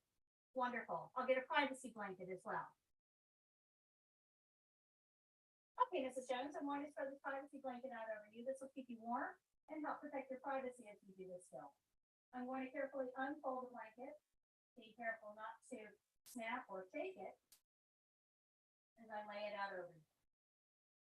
Once the blanket's in place, I'll pull your sheet down to the end of the bed. Okay, Mrs. Jones, I'm going to place your socks on now. I'll take one of the socks, scrunch it all the way up to the toe seam, put it over the foot, making sure the toe seam is lined up, lift from below and support at the ankle, and smooth the sock over the heel. Now we'll go to the other side. We'll scrunch this sock up, put it over the foot, making sure the toe seam is lined up, lift from below and support at the ankle, and smooth the sock over the heel, minimizing wrinkles. Now we'll help you put your pants on. We're going to make sure the tag is in the back.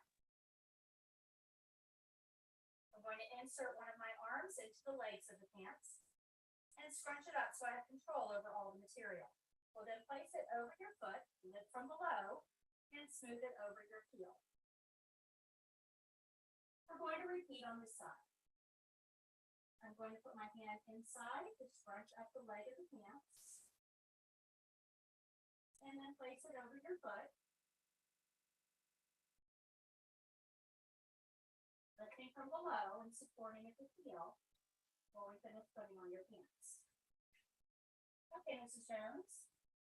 Now I'm going to lift your hands up over your hips. So if I can have you raise up your hips as high as you can on the count of 3. 1, 2, 3. I'll make sure that your pants are over your hips and then cover you back up. Okay, Mrs. Jones, I'm going to elevate the head of the bed now. Please tell me when you're comfortable. And if I can assist you to lean forward, I'll untie your head. Thank you. I'm going to tuck a corner of the blanket behind your back as you sit back. And now I'll remove the gown from this side. We're going to undress the strong arm first. Since our care plan indicated your right arm is weak, we'll undress your left arm first. I'm going to the other side of the bed now. Okay, Mrs. Jones, I'm going to undress this arm. Being careful to minimize the movement and support the arm at the elbow as I lift it off the bed. We'll remove the soiled gown. We'll go ahead and rest your arm back on the bed. Okay, now I'm going to assist you with your shirt. I'm going to scrunch up the arm of the sleeve and put my hand through backwards, keeping your arm supported on the bed. I'm going to lift your hand and hold it as if we're shaking hands. This will keep all your fingers together as we place the sleeve over my hand and then over yours. Once we have the sleeve in place on your arm, we'll extend your arm out. I'll support at the elbow as I bring the sleeve the rest of the way along your arm. If I can have you sit forward, Miss Jones, let me assist you. Thank you. Make sure that you remain covered and smooth the shirt along your back. Come on back, Mrs. Jones. Thank you. Okay, Mrs. Jones, I'm going to assist you putting your other arm in your sleeve. So I'll scrunch it up. Put my hand in through backwards. And Miss Jones, if I can have you reach your arm up and back for me. I'll assist you to put your arm in the sleeve. Okay, Miss Jones, we'll rest your arm back on the bed now. While I straighten your shirt and make sure that it is snapped appropriately.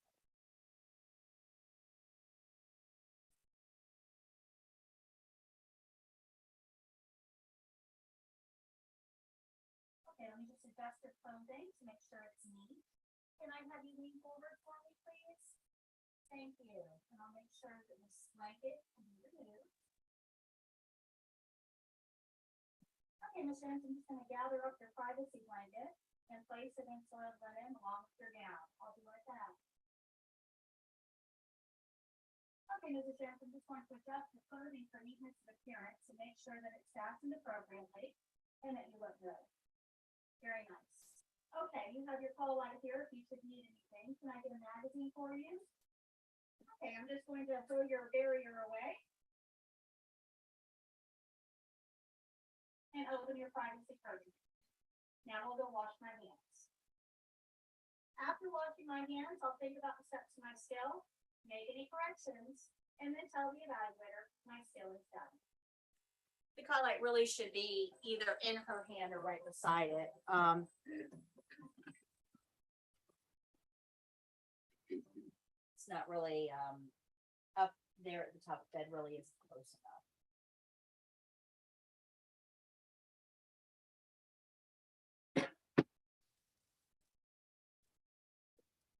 Okay, any questions on that?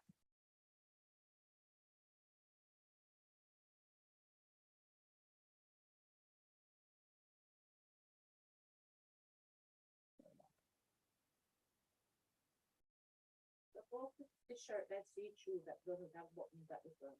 I'm sorry? The shirt that's see-through doesn't have buttons at the front and you don't put it over the head. You would, well, okay. Two answers to that. Number one, for the test, The evaluator is going to play the voice of the mannequin, so she will choose the right item. In a clinical setting, if a patient has a care plan that says snap or button front and they choose a pullover, you're going to tell them, I'm sorry, the care plan says snap or button front. You've got these to choose from. What would you like? So just redirect them.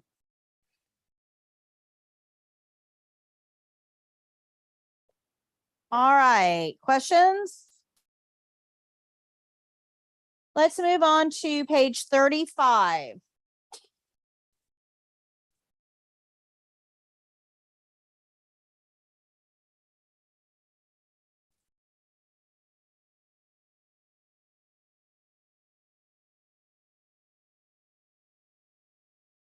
So 35 is measure and record the pulse. The care plan at the top of the page says patient will be lying in bed for skill. Take the patient's radial pulse measured at the wrist for 1 full minute and record your readings. Now that's important. It says radial pulse measured at the wrist. So it's actually telling you where the pulse is that they want you to take. There's multiple pulse points in the body. You have the radial at the wrist. You have the brachial at the elbow, which we're going to learn next Monday when we do blood pressure. You have axial, which are in the armpit areas. We use those mainly on children. You have carotid, which is here. We use those usually during CPR. You've got femoral, which is in the groin. Please don't use that one to take a pulse. Patients don't understand what you're doing. You got popliteal behind the knees, and you have dorsal pedalis on the top of the feet. So there's a lot of different pulse points in the body. Please remember, our banner says CNAs do normal. So for CNAs, the pulse points that we use most often are radial at the wrist, brachial. Those are our 2 pulse points, pulse and blood pressure. We don't really do much with any of the other pulse points because it's a higher level of complexity, and that would be a nurse. We do routine tasks on stable patients. Good? Okay. So we're going to use the radial pulse at the wrist. Now, where this is, if you hold your, I'm sorry, let me back up real quick. The care plan says radial pulse at the wrist for 1 full minute. You need to make sure that you are counting for 1 full minute. That is a tested checkpoint. So you're going to find the pulse, you're going to look at the clock, and you're going to pick a starting point, and you're going to say start out loud. Because on the other side of the patient is the evaluator on the other wrist, and they have to count with you. So you're not going to count out loud. You're just going to look at the clock. You're going to say start out loud, and then you're going to count in your own head for what you feel. And then at the end of that minute, you're going to say stop. So they start counting with you, they stop counting with you, and in a perfect world, they'll get the same reading. Good. How many evaluators did I say there were in Florida? 2. This is the only skill that you have to do twice. You have to count with each evaluator because remember, they're grading you independently. So you're going to have to do this twice. Now, when you're counting a pulse and your patient is laying in bed, so if I'm standing here and I'm counting the patient's pulse, so I have to have my hand on her radial pulse, which is at the thumb side of the wrist. This makes me bend. A minute is a very long time. So when I'm bending like this, it's going to hurt my back. Now, I could raise the bed up to a comfortable working height. No problem with that at all. If you want to raise the entire bed up, you can. But there's an easier way. If you just keep the elbow on the bed, so the elbow is supported, but raise the forearm, you don't have to bend. Okay? Good. If you choose to raise the whole bed up to make it more comfortable for you at the end of the skill, you must remember to put the whole bed back down. We'll talk about that a little bit more next week. But remember, if you raise the bed, you must lower it at the end of the skill. So for this skill, you're going to be on one side of the patient. One of the evaluators is on the other side of the patient. You're going to tell them when you start counting and when you stop counting. There will be a clock right above the bed. You're going to use that for timing. Now, 1 minute is, if you look at the clock, if we say start, we have to wait until that second hand gets all the way around to that point again, to the 6 again, and then we would say stop. You can wait until it gets all the way to the 12 if you want to. So you're starting and stopping with the second hand at the 12. You can do that, no problem. But that's a whole lot of time to be standing there staring at the evaluator with nothing going on. Your stress level is just going to inch up. So what I do, and this is really kind of a neat trick, okay? So I'm right-handed, so I use my right hand to find the pulse. So I have my hand on the pulse. This hand has nothing to do. It's just kind of hanging out. So when I start counting, whatever number the second hand is on, this hand is going to keep track of for me. So if I start with the second hand on the 1, I do this. If I start with the second hand on the 5, I do this. Okay. So 1, 2, 3, 4, 5, 6, 7, 8, 9, 10. I never start on the 11. I just wait for the 12 to roll around. If you do that, this hand will always tell you where the second hand started. So that way you don't have to try to remember that when you're counting numbers. Good. You get in the habit of doing that, it makes it so much easier. Now, this is one skill that I think is eventually going to go away from the testing process. I don't expect pulse to be on, manual pulse to be on the test for too terribly much longer, because we're using these more and more now. This is called a pulse ox. It kind of looks like a little clothespin. You put the finger in it, and when you press the on button, if you give it a second, it will actually tell you what my pulse rate is and my oxygen level. Give it a second here. Make sure I'm alive. There we go. So my oxygen level is at 94 because I'm talking a lot and I have asthma, so 96 now, good. And my pulse rate is 72. Okay, so it's a whole lot easier than counting for 1 full minute. We like these little things. They're nifty little gadgets. You can actually buy them anywhere now. So because they're cheap, easily accessible, and available in all settings, I expect manual pulse to go away eventually, but it's still a good skill for CNAs to know. Pulses are always reported over a minute reading. So that says 72. That means if you counted my pulse for a full minute, you would get 72. It didn't count my pulse for a full minute. It took a snapshot. But it's always reported over a full minute. Good? Questions? No? Okay. So let me show you where to find a pulse. So if you put your hand out like you're going to shake somebody's hand with your thumb sticking straight up, there's a bone that runs right along the top of your wrist. Find your bone. Find the bone? You have a bone? Okay.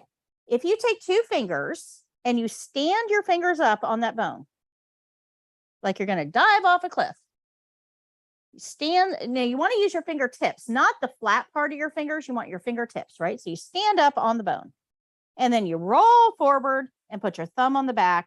You should feel thumps under your finger. So stand up on the bone, roll forward, thumb on the back. Stand up on the bone, roll forward, thumb on the back. Don't just set your fingers there. Your thumb has to be involved in the process. The reason that your thumb has to be involved is because over time, a minute's a long time. You guys are about to find out just how long a minute is. A minute's a long time. And your fingers will relax. If you have your thumb on the back side of the wrist, your finger will maintain pressure. You won't lose the reading. If you just have your fingers there, your fingers will relax and you'll lose it. So thumb on the back, super important. Okay. So I want everybody to find somebody else's pulse. Just grab a hand and find somebody else's pulse. Here. So you guys work together. You guys work together.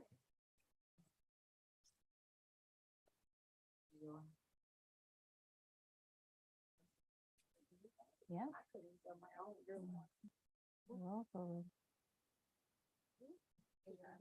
Feel it? Okay, it's right below that bone. That bone along the top, it's right below that bone. You find it? Okay, go ahead. Now you don't want to use your thumb. You don't want to use your thumb to take a pulse because your thumb has an artery. You'll get your own pulse. It won't help you a bit. So we want to use 2 fingers and we want to use the tips of the fingers, not the flat part. You having trouble? Yeah. Okay. Make sure when you're doing this, you have your thumb on the back. Just relax your arm for me. This is right here. I can feel it. It's right there. You kind of have to push it up into that bone to pick it up.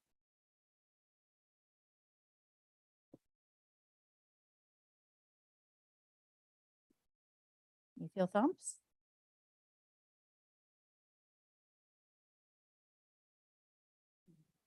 Okay. Let's put his hand up here so he can relax. I need you to just turn your hand over and just relax. The more strength that they have, you know, the more muscles are engaged, the harder it is to feel. His is kind of, yeah, it's right there. I can feel it. Try mine. Mine's a little bit easier to find. So are you right-handed? Okay. So you want to put your fingers there and thumb on the back. Oh, wow, right away. Yeah. Sure. Yeah. So it's going to be way up at the top. There you go.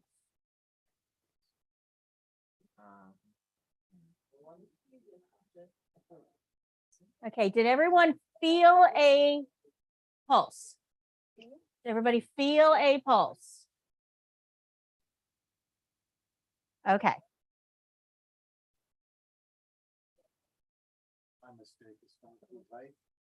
So yeah, you're going to have to.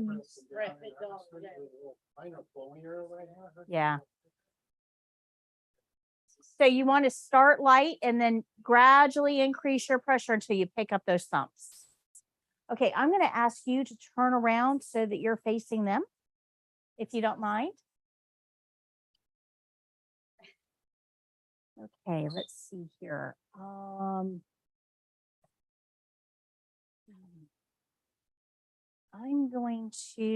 I'm just trying to figure out how to arrange these tables. Can I have both of you stand up real quick? We're going to move this table out just a little bit.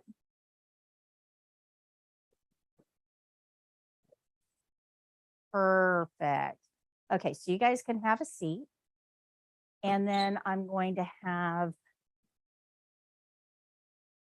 move your chair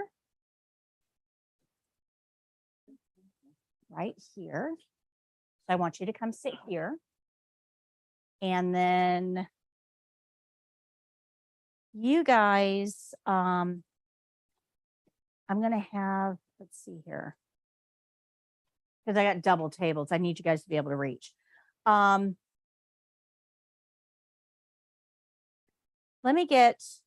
just going to move this real quick. Okay. Bring your chair down a little bit. And then can you stand up for me? I'm going to have you come sit in this chair.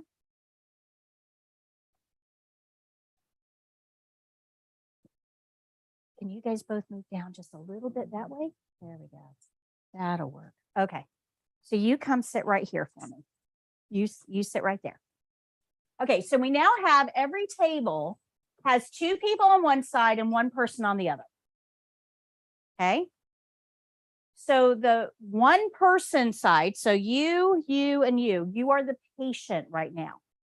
So you're going to put both of your arms out on the table. Make sure the table is supporting your arms. And you're going to find the pulse on that arm. You're going to find the pulse on that arm. Okay. So, yep. So find the pulses on the hand closest to you. And when you have the pulse, in just a minute, I want you to say yes. If you don't have the pulse, say no, and I'll come help you. When everybody has found the pulse, I'm going to do the timing for you. So I'm going to say start, and you're going to count in your head all the thumps you feel under your fingers until I say stop. Everybody got it? You know what you're doing? Okay. So are you right-handed? Okay, so we're going to do this. Instead of using your left hand, just relax. We're going to use like a guitar grip. You're going to put your fingers there.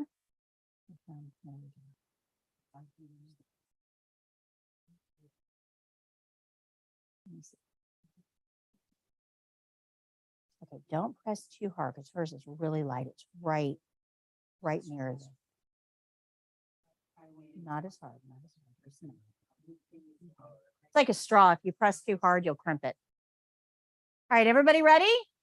Does everybody have the pulse? Ready, set, start.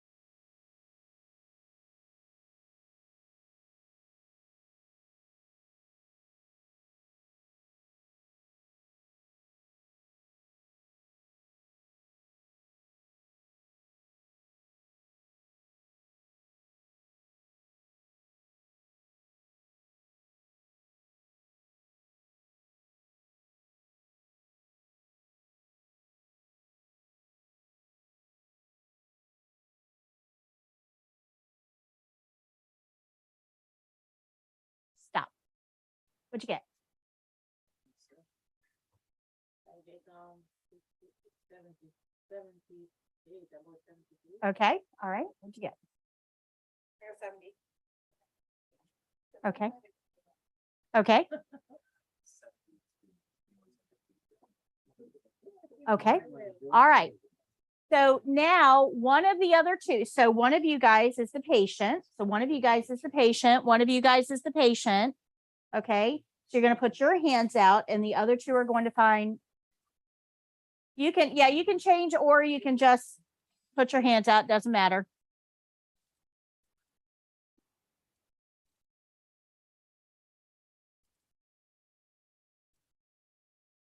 Find the pulse on the hand closest to you.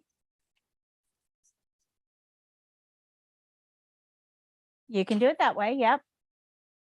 So you want to have her hand a little bit more this way. Put your fingers right there. And you want to try to use your fingertips rather than the flat. There you go.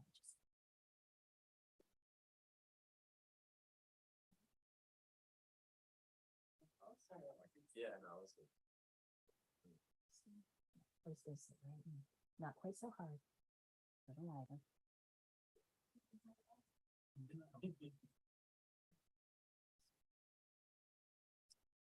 Come around behind you. I gotta get a better angle. I gotta get a better angle here. Okay.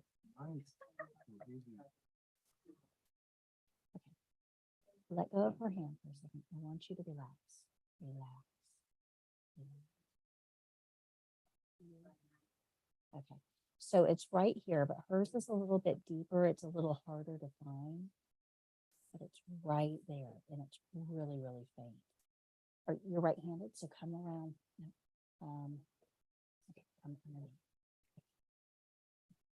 Put your thumb in the cap. But you really need to relax. Got it? Really faint. Press a little harder for you.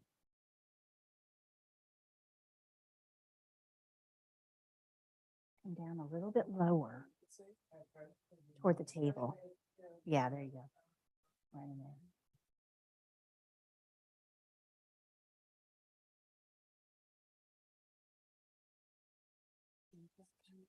Yeah. Yeah, it is. It's right. Yeah, it's right here. But you kind of have to kind of pull up a little. See how my fingers are kind of pulling up a little bit? Hers is really, really hard to find. Yeah, it's right there. Yeah, well, that's because your tactile is one of your senses. So ears, eyes, nose, right? If those take precedence over feeling. Okay, you guys got it over here? Anybody need help? You need help? Okay. Oh, she is cold. Just right here, but you really have to press a little bit deeper. Yeah. Got it? All right, ready? Set. Start.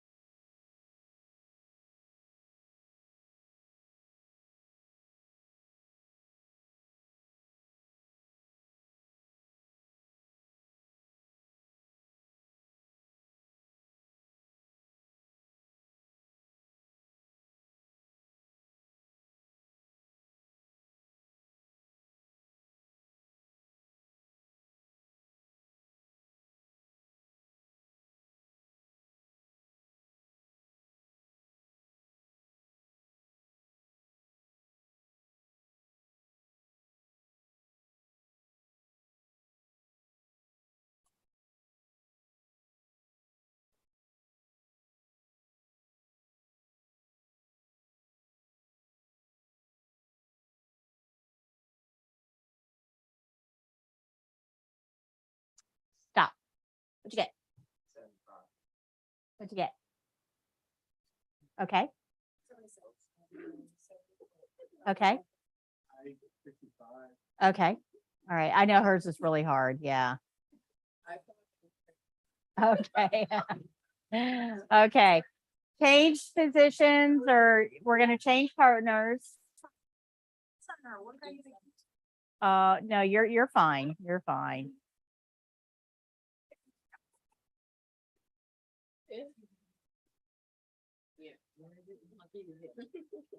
Okay, go ahead and find your pulse. Last patient.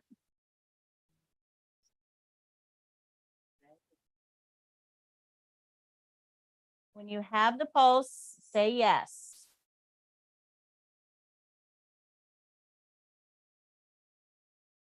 This is really hard. I know we have two people in here that are really hard.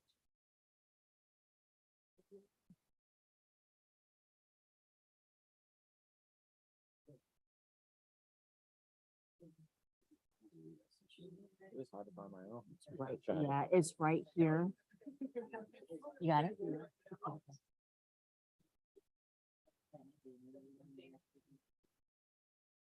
It's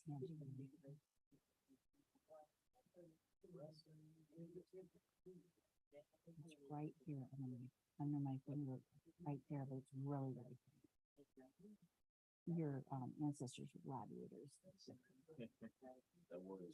Yep. That's exactly it, because when your arteries are buried so deep, it's usually, your ancestors are in high risk.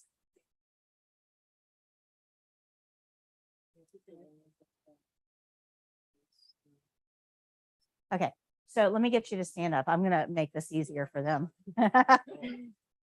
And just hang out for a second. I'm going to be their patient because mine's a little bit easier to find.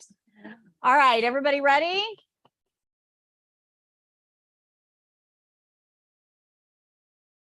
Oh, wow. Yeah, a lot easier. It's just like not quite so hard. A little lighter. Good. Can you feel it? Okay, ready, set, start.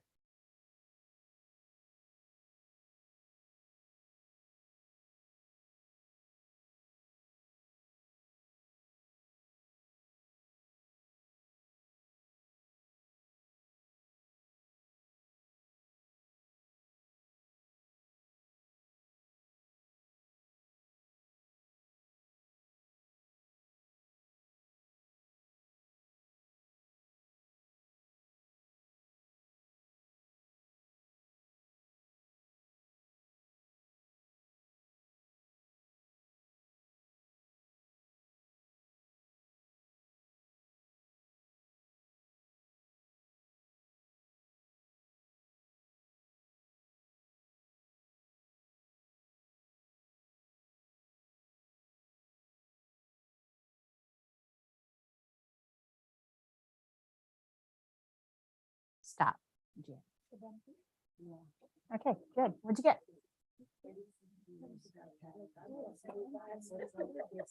What'd you get? Okay. All right. What'd you guys get over there? What'd you get? Okay. Go ahead and resume your normal seats, move your tables, whatever you need to do. Unless I'm going too fast.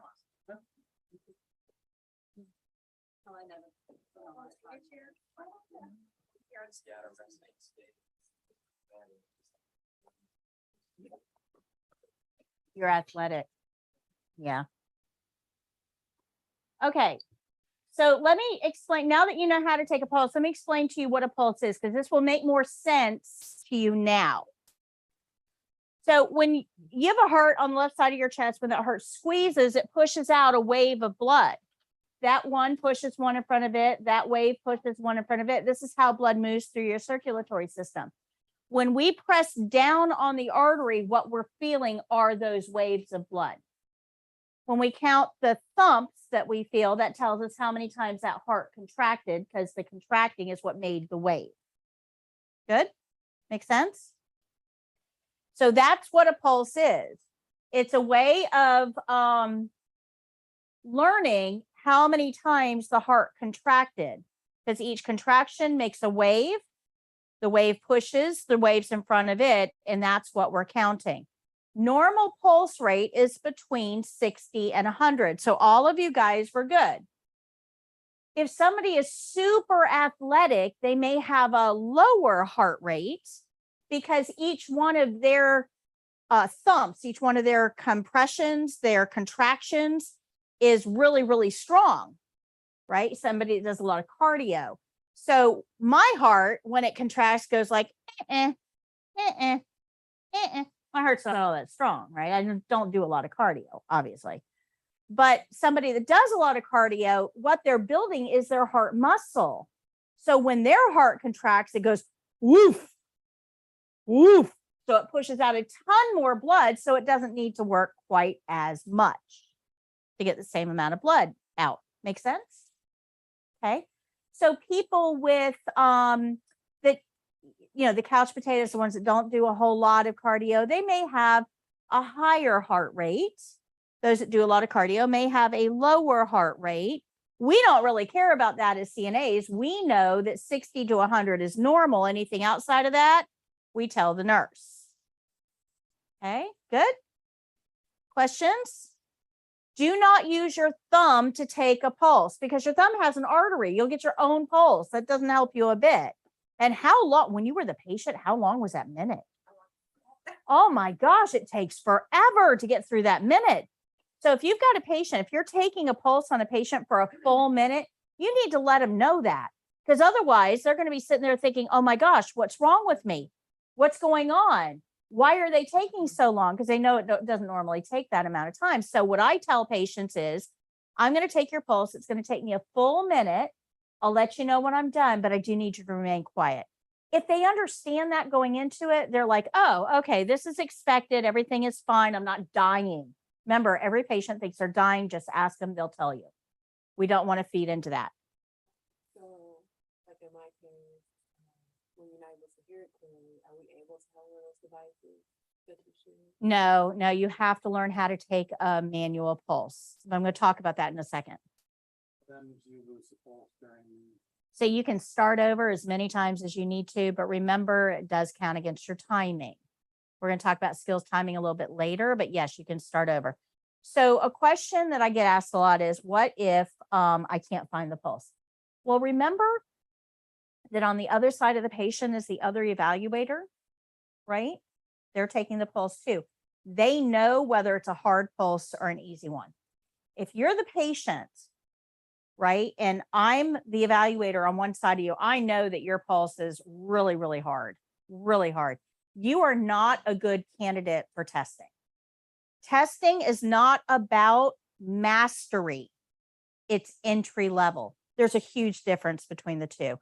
We're just trying to see, do you have the skill level necessary to enter the industry, not master the industry.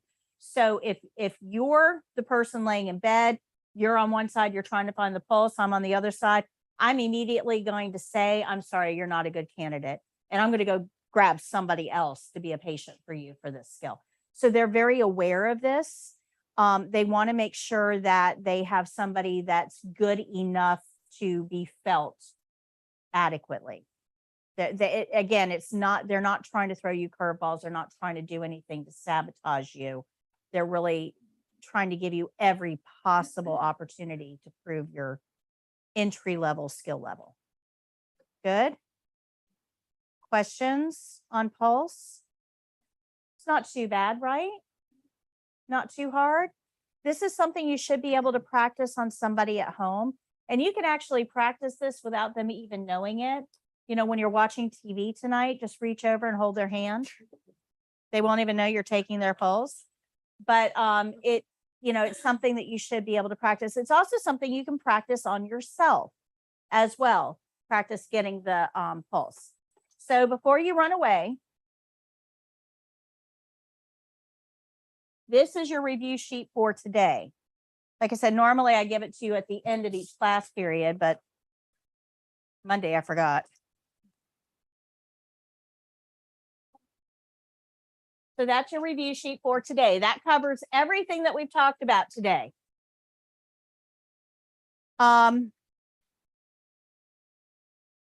You have 2 chapters of homework tonight. You're going to read in the blue or green book, chapters 2 and 3. You're going to take the test in the white book on page 133 and 134. That's on your syllabus. 133 and 134, and then you'll grade that. When you come into class on Monday, I'll get those grades from you. If you have any questions about what you're reading, make sure you write them down and bring them to class on Monday as well. Is everybody okay with what you've learned today? Is anyone overwhelmed? Everybody feel comfortable with what the learning, the style? Everybody good with it? All right. I will see you guys on Monday. Have a fantastic weekend. Try to have a little fun sometime this weekend too. It's not all work. There you go. There you go. Today's your birthday? Happy birthday. How amazing. Happy birthday. I would sing, but you don't want that. That is not a present. Trust me. All right, guys. Have a great day.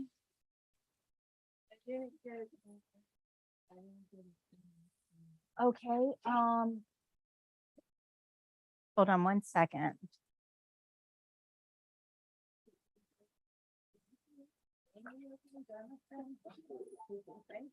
Okay. What's your name? Okay.